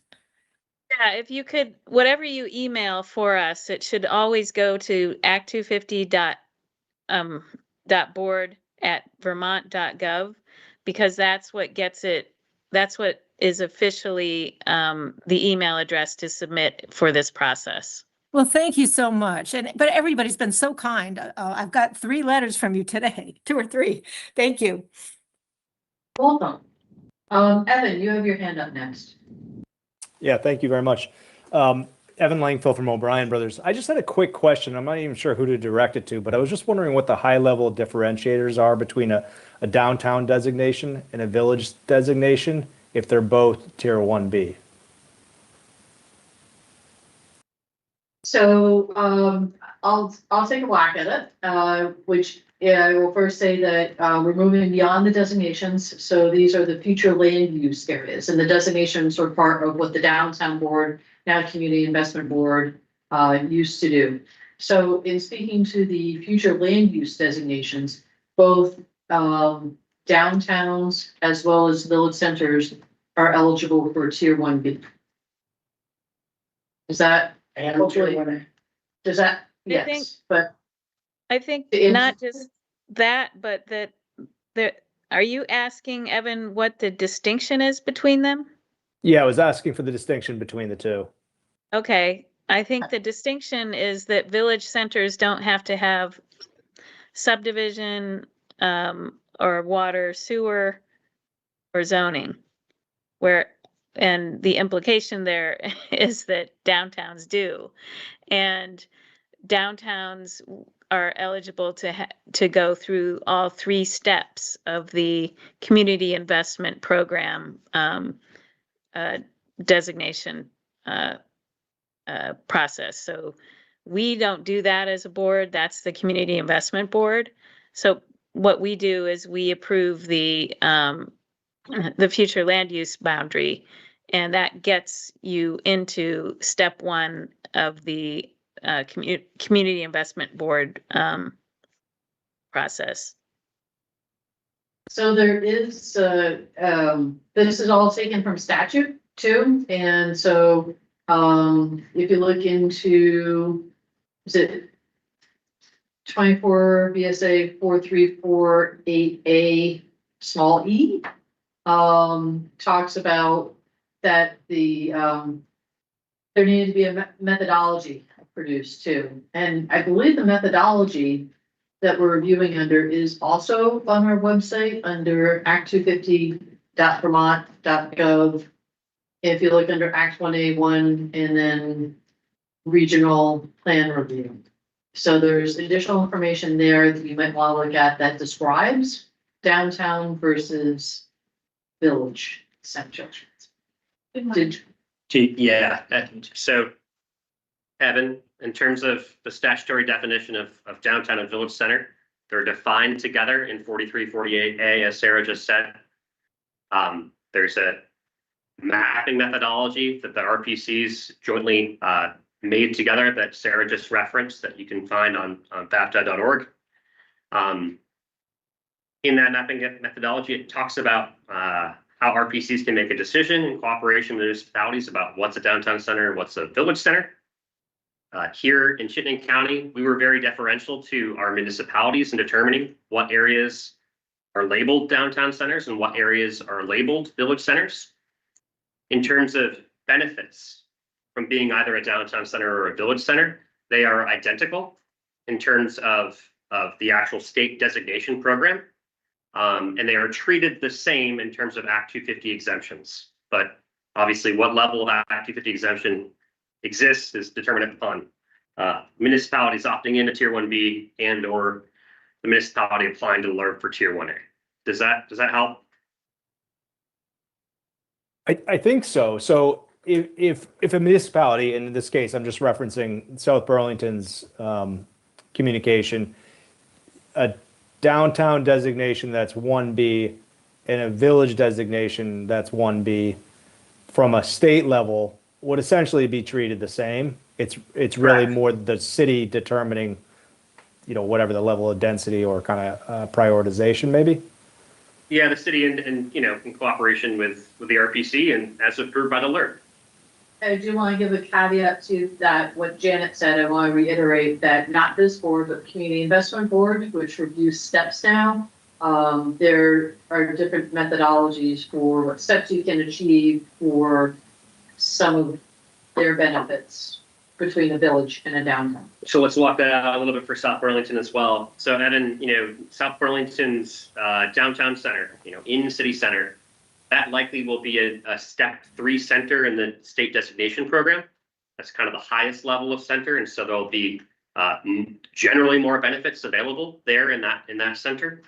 Whereas it's likely that the South Burlington's other village centers, either at Kennedy and Kimball or on Shelburne Road, likely will be a step 1 center in the state designation program, and likely will have access to fewer benefits. But despite that differentiation within the community investment program, the fact remains that both of those centers are the same from an Act 250 Tier 1A and 1B perspective. So the review process, whatever process that requires for both of those will be the same from an Act 250 review, correct? Yes, so there's It's a in whole the- bunch of decisions. More Yeah. caveats. Yeah, I think it sort of depends. So the next chapter, after you get your future land use approval, and the CCRPC can also ask for Tier 1B designations at the same time, is it's really working with that municipality in terms of, do they want Tier 1A or 1B for the area? So you've got 2 downtowns. One community decides to go Tier 1A, one community decides not to. So that's sort of the differentiating factor that's at the end of the road.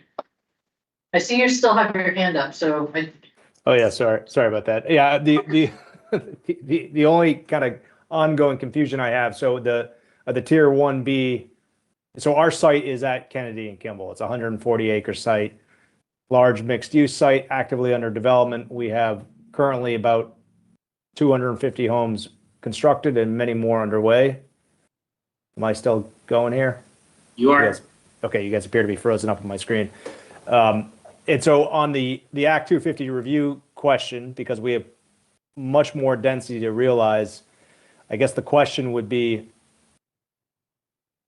in terms of an Act 250 process, if you're limited at 50 residential units to trigger the threshold of going through the Act 250 process, is there any benefit on the Act 250 process for a Tier 1B designation? I mean, Probably not for your project, Evan.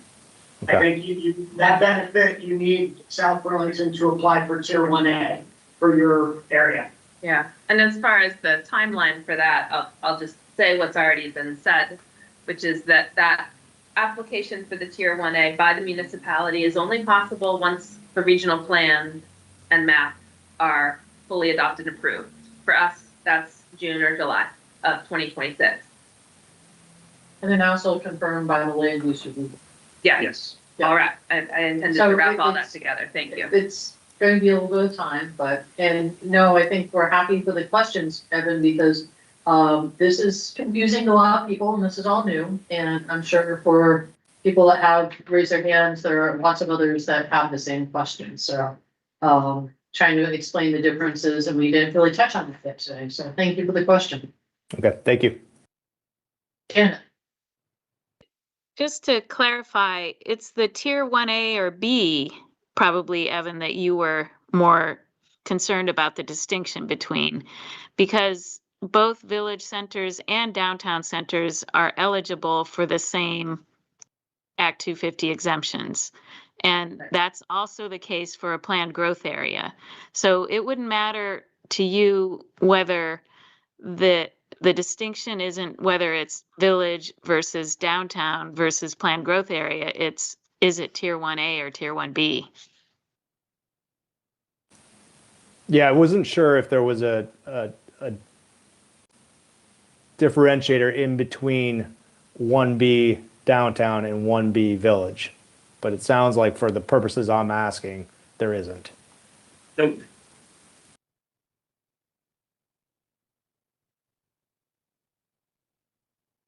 All right. Now, everybody jump with your hands up, either in person or online. At this point, you might just want to stretch.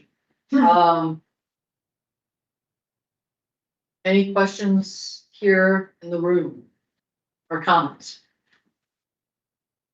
Paul, Hi, folks. Paul Connor, Director of Planning and Zoning with the City of South Burlington. I'm going to pause you. Can everybody, Janet, can you hear Paul? Yes, I can. I can see him too. Hi, All right, perfect. Please, Yeah. Paul.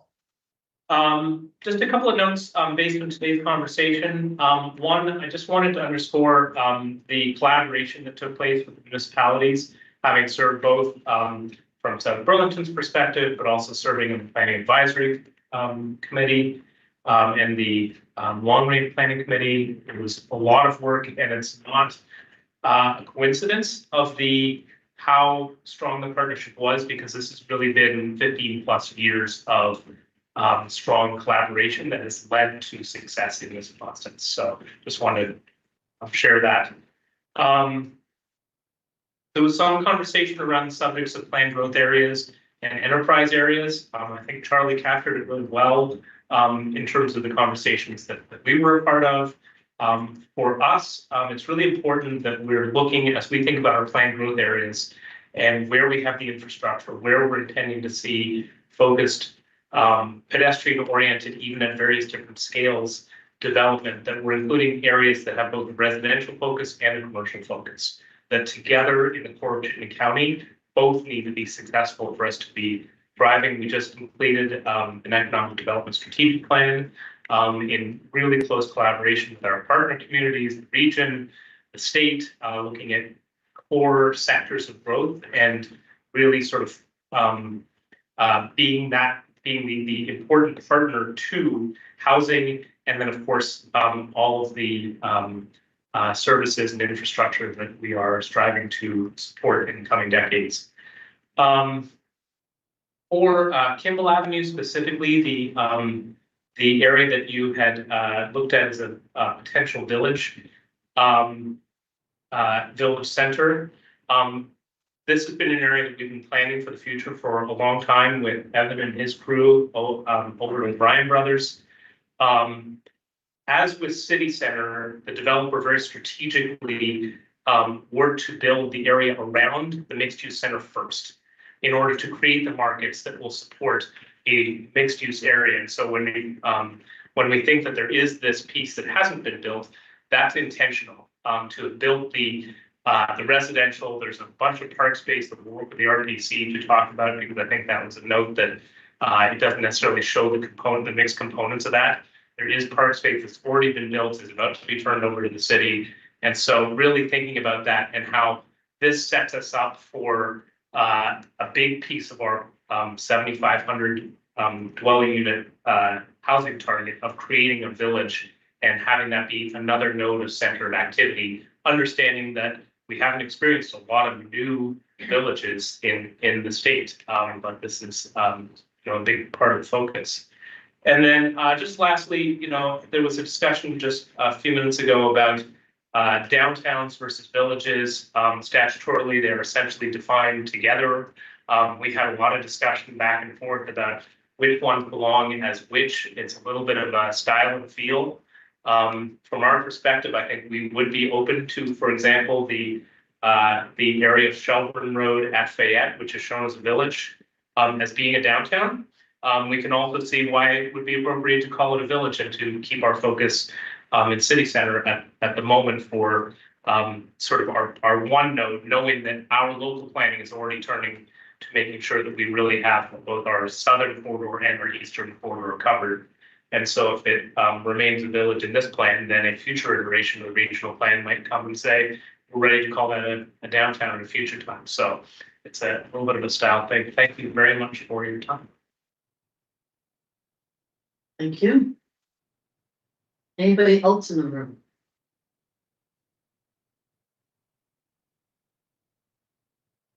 Anybody else online?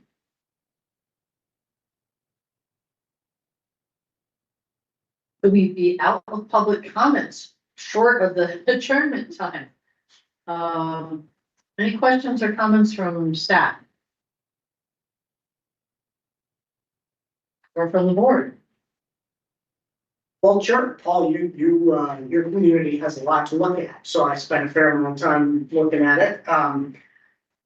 And you heard me talk about enterprise future land use areas, and one of those areas that I didn't mention was in South Burlington. It's that section of Route 116 that I think is zoned industrial near Tilly Drive and just south of Tilly Drive.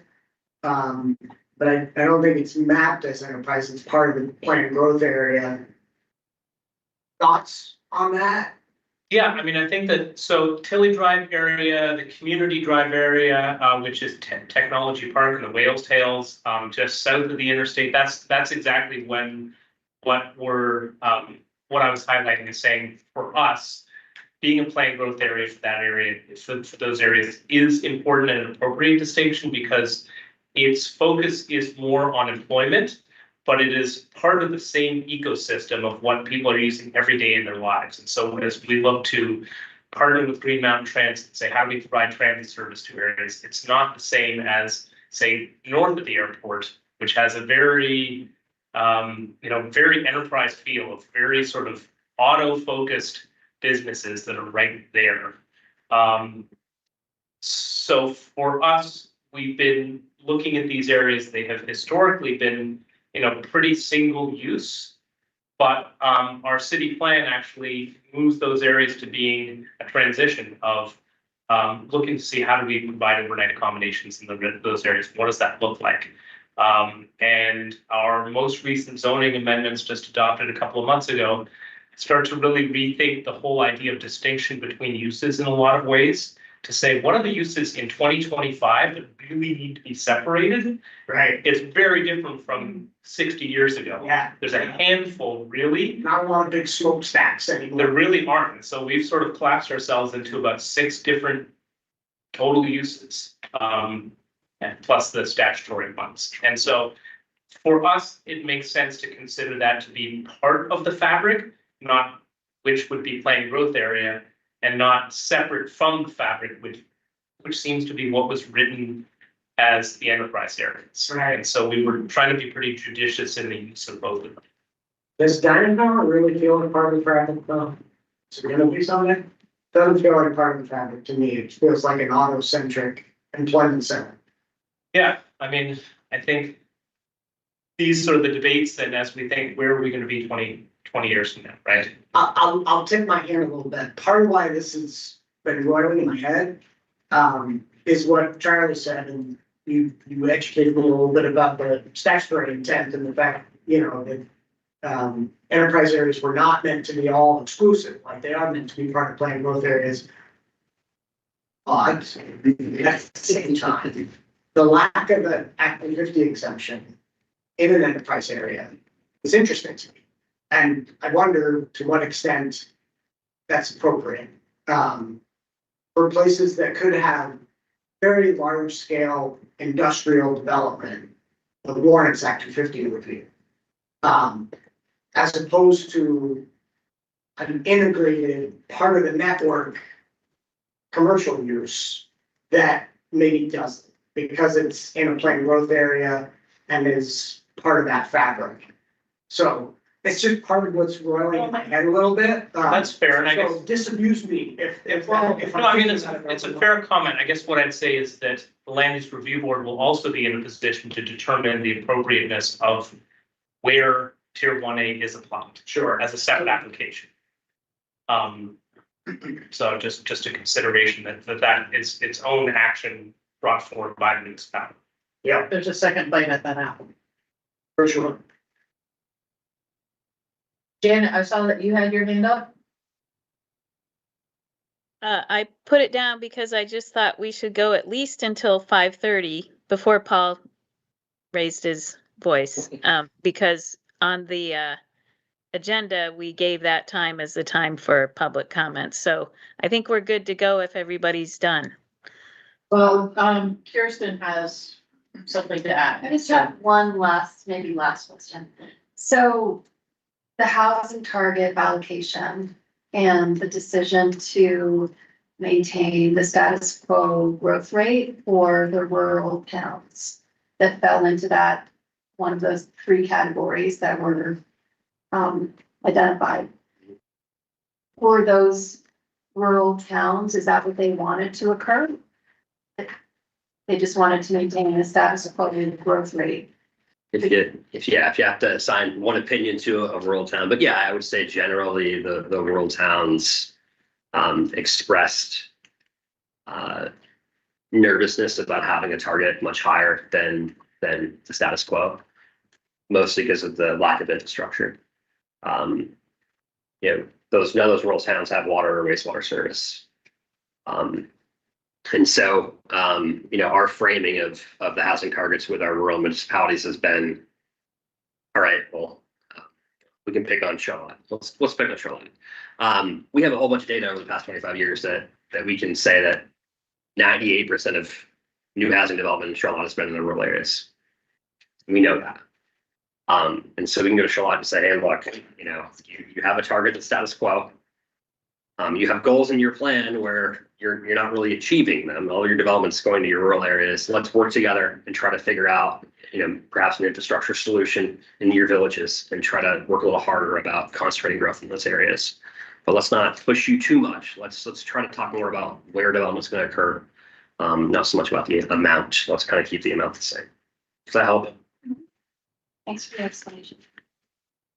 I think I read some in the engagement comments from folks, about underrepresented communities and community members wanting opportunities in all communities, not just in the urban core. And I wonder when the towns we like to pick on in Chittenden County, like Westford or Charlotte, talk about, their nervousness about accommodating more housing.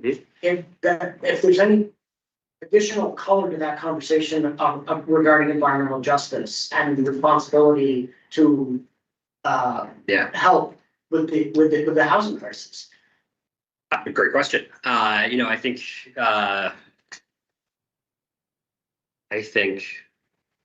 that sometimes municipalities do that work on their own. Sometimes they do it with us. And, if they're going to do it with us, we're going to try to bring that perspective whenever we can. To date, those comments that we received, we shared that with all our municipalities, all our municipal planning commissions. They have that at hand, at least to be a representative of the county where we're hearing. Yeah, it's a difficult conversation in both those communities and others. But it's one I think us as staff are it's important to us to continue to have. It's something I think we try to deal with a little bit in our equitable planning practices chapter of the regional plan. We try to bring that perspective when we're working with municipality. The housing targets themselves are opening the door to that conversation. So in one community where I presented, someone thankfully said, well, why do we need more housing here? This is a much bigger problem than our town can solve. What's the point? Why do we need to make an effort? And I was very grateful for that question because then we could talk about it. And we talked about how it's about aging in community. It's about kids being able to move back. It's about providing choice to people who want their kids to go to this sort of school instead of that sort of school, or live in one type of community with one flavor versus another. And don't you want people to enjoy the flavor of your community too? And so it really opened the door for someone who really, truly, I think wasn't sure why, because what we hear in the news about housing, it is such an intractable problem that a town of 2 or 3 or 4 or 5,000 may honestly be wondering what they can do. And the housing targets are a way to talk about their role in the solution. Yeah, in my mind, it could be part of an equity issue in terms of housing needed to support rural economies. Yeah, on-farm housing in particular is a really tough issue that a lot of municipalities are struggling Many with. examples, sure. But especially in Chittenden County, where a lot of people drive to job centers elsewhere. And in my mind, it's an awful lot about equity in terms of the ability for the full range of household incomes to live in a community. And so when Westford lost its one mobile home park, and there isn't gonna be another one built, a whole strata of the community disappeared.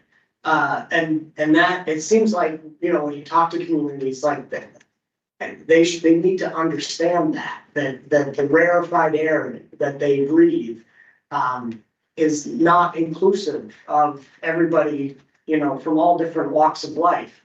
So I know I'm preaching to the choir on that front, but I was just curious, because it seems like, as Kirsten asked the question, those communities are getting housing targets that align with their historic growth and nothing more. And yeah, So I'm just curious what the conversations were looking like on that front with those communities. Good with staff, usually go to the PC, and then it's harder when we get out beyond that. Yeah. All right, Janet has a question. I think this is a great conversation and I'm glad that we're having it. And just sort of that.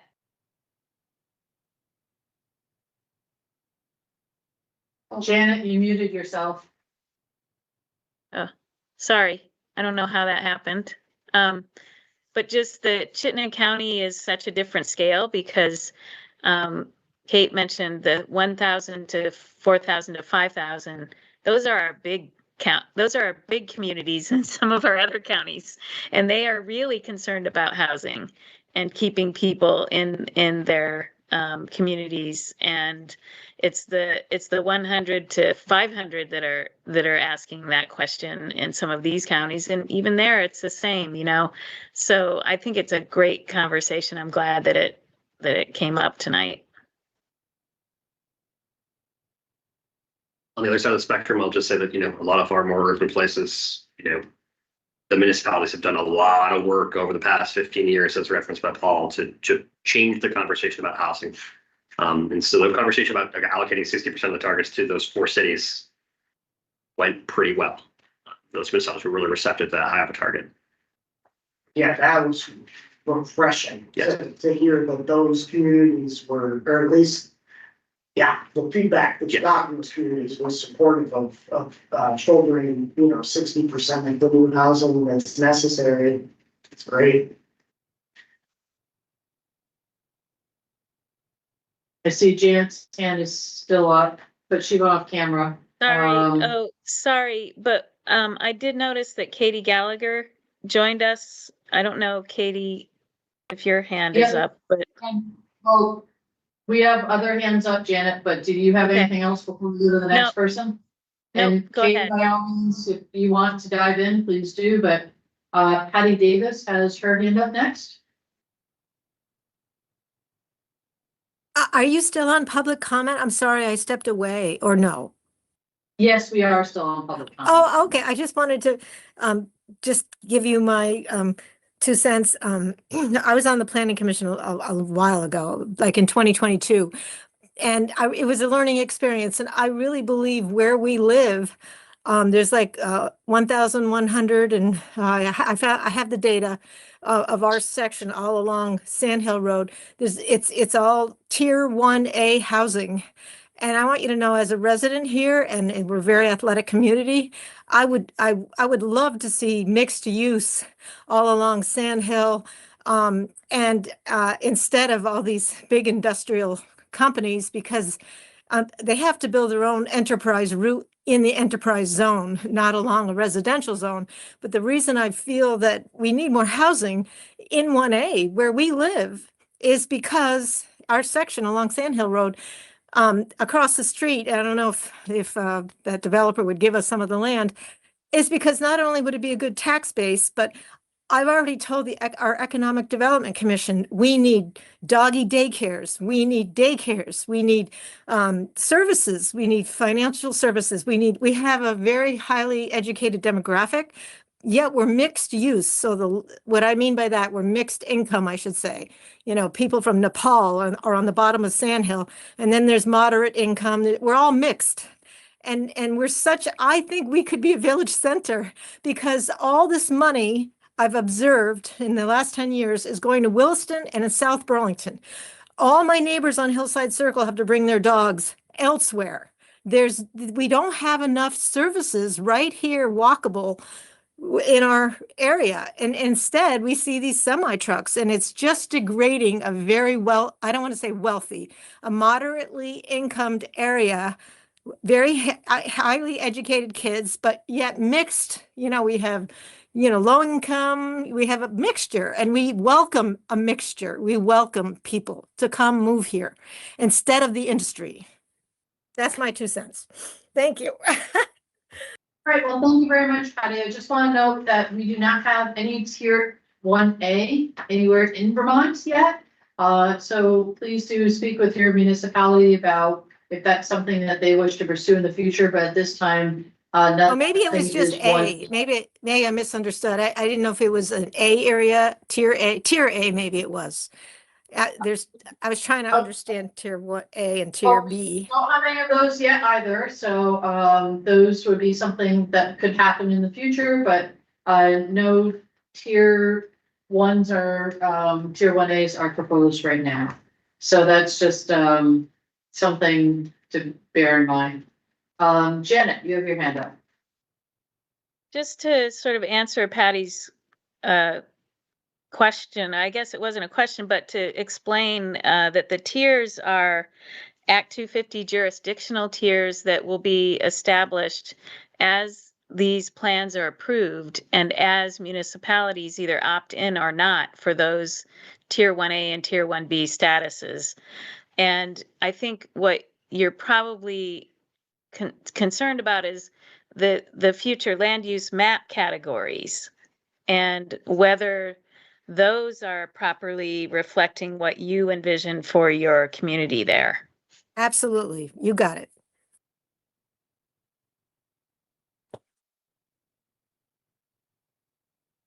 Very good, Janet, you still have your hand up? Is there anything else that you want to I'm add? sorry, no, sorry. That's all. And Janet, it looks like Katie left the meeting.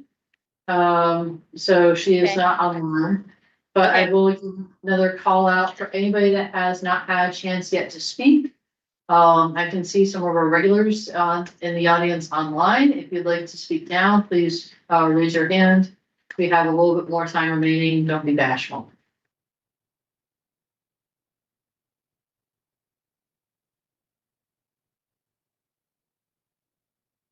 Going once?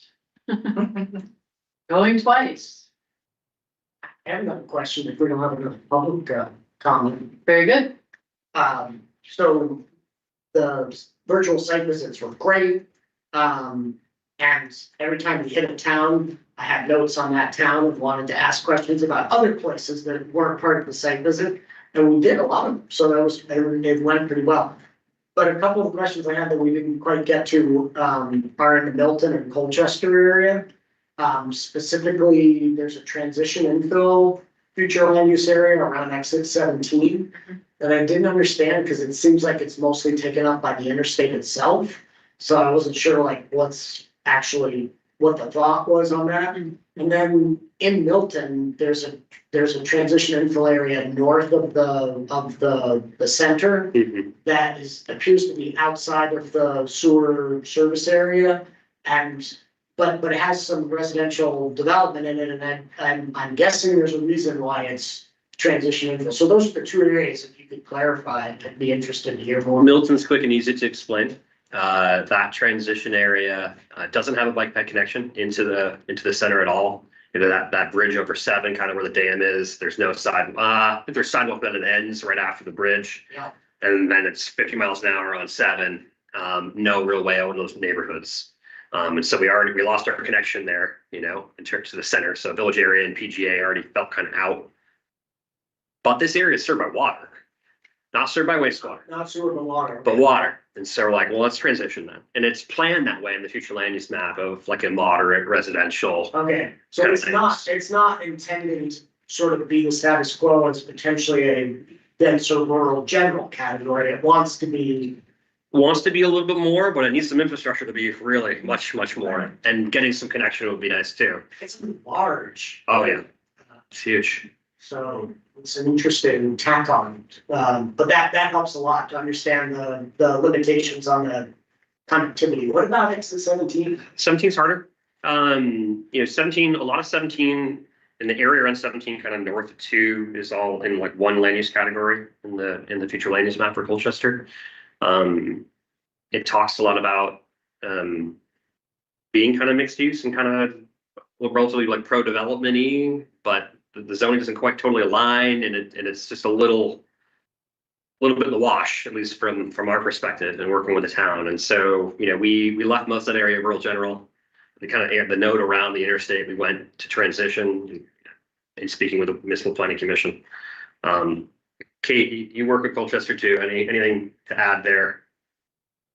there is development potential that can't be, I don't know if you just said this, but can't be fulfilled unless water or sewer is That extended too. down. And that's, so I think there's some hope that that area could be more robustly developed, but there's a missing link, which is the infrastructure. The thing that really stood out to me was just that it's a reasonably small-ish area, and I almost half of it is just the interstate. I mean, the interstate exchange there, and like, well, clearly, there's not going to be transition development on the exit and on ramps to I-89, so, you know, where is it actually going to happen? So it's on the periphery, I guess, of that. And that area is served by municipal water.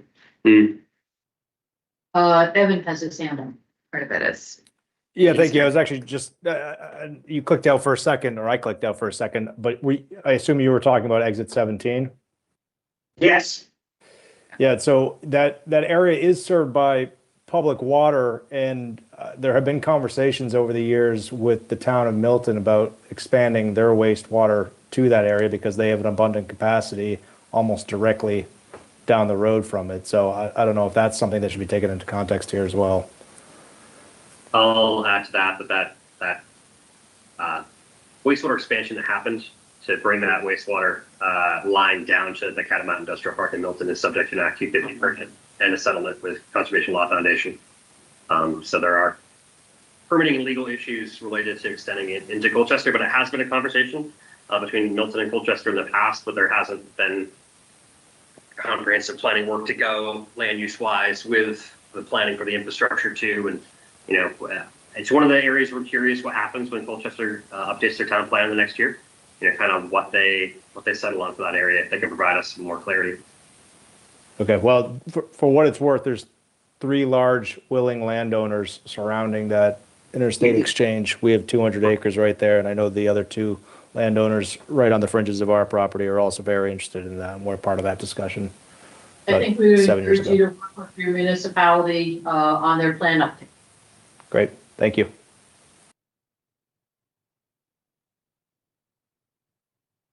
Anything else, Alex? We're lent. 10 more minutes. Don't encourage him. What do you have for? Do you have anything for? I am beyond.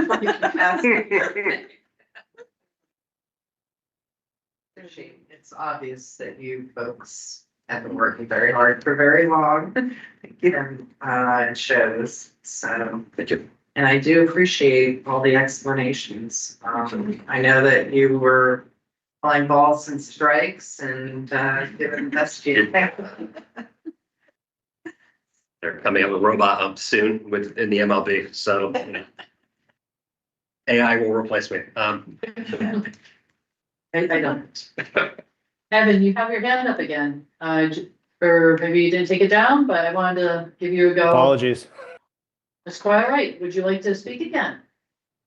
No, I think you've heard enough from me. Thank you, though. We're on 2s and 3s of people, so it's absolutely fine, and we're not into overtime innings yet, so that's a good thing.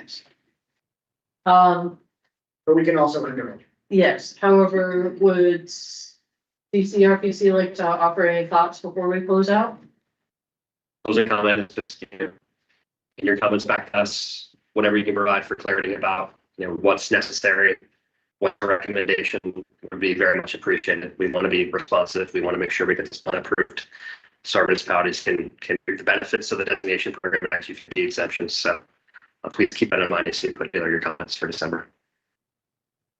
Absolutely. Well, thank you so much for the hospitality today, for taking us through some intricate detail, high level overview, all in a very short time, very condensed. I too found the virtual site visits, I think, most informative yet. It was nice how you were able to compare and contrast with a lot of the data all at the same time. That was very informative. And I will say that I think as we've progressed over the past just couple months, we're really good at this. It's nice to see the amount of thought and detail that has gone into this, and I very much have valued also the discussion from the board. I think this is one that has hit a lot of different areas and, a lot of different good questions and details, so. And also for the intrepid public that's stayed with us throughout the entire time. And, for those of you that have been the municipalities involved on the other side of it, there's a lot of work that's been evident in this, and just very much appreciate all of this. Appreciate your time today, and thank you everyone that has come and participated. So more to come. We will get comments back to you. Hopefully we'll vote on that on December 22nd. Look forward shortly thereafter. And by all means, if you have comments that you've not done in yet, act250.board@vermont.gov. Please email those in. I think Maddie will accept everything up until 12:01 a.m. Please don't stay up that late, but absolutely, if you feel like you want to make yourself available of that process, so. All right, well, thank you guys. Thank you all, and I'll take a motion. So moved to adjourn. Second. All right, Second. Janet, you have your hand up.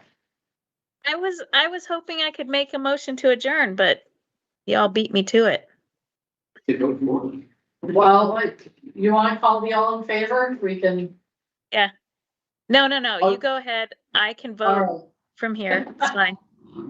All those in favor signify by saying aye. Aye. Aye. All right, the ayes have it. We're adjourned Aye. at 5:54 p.m. Thank you. Thank you. Thank you. Thank you.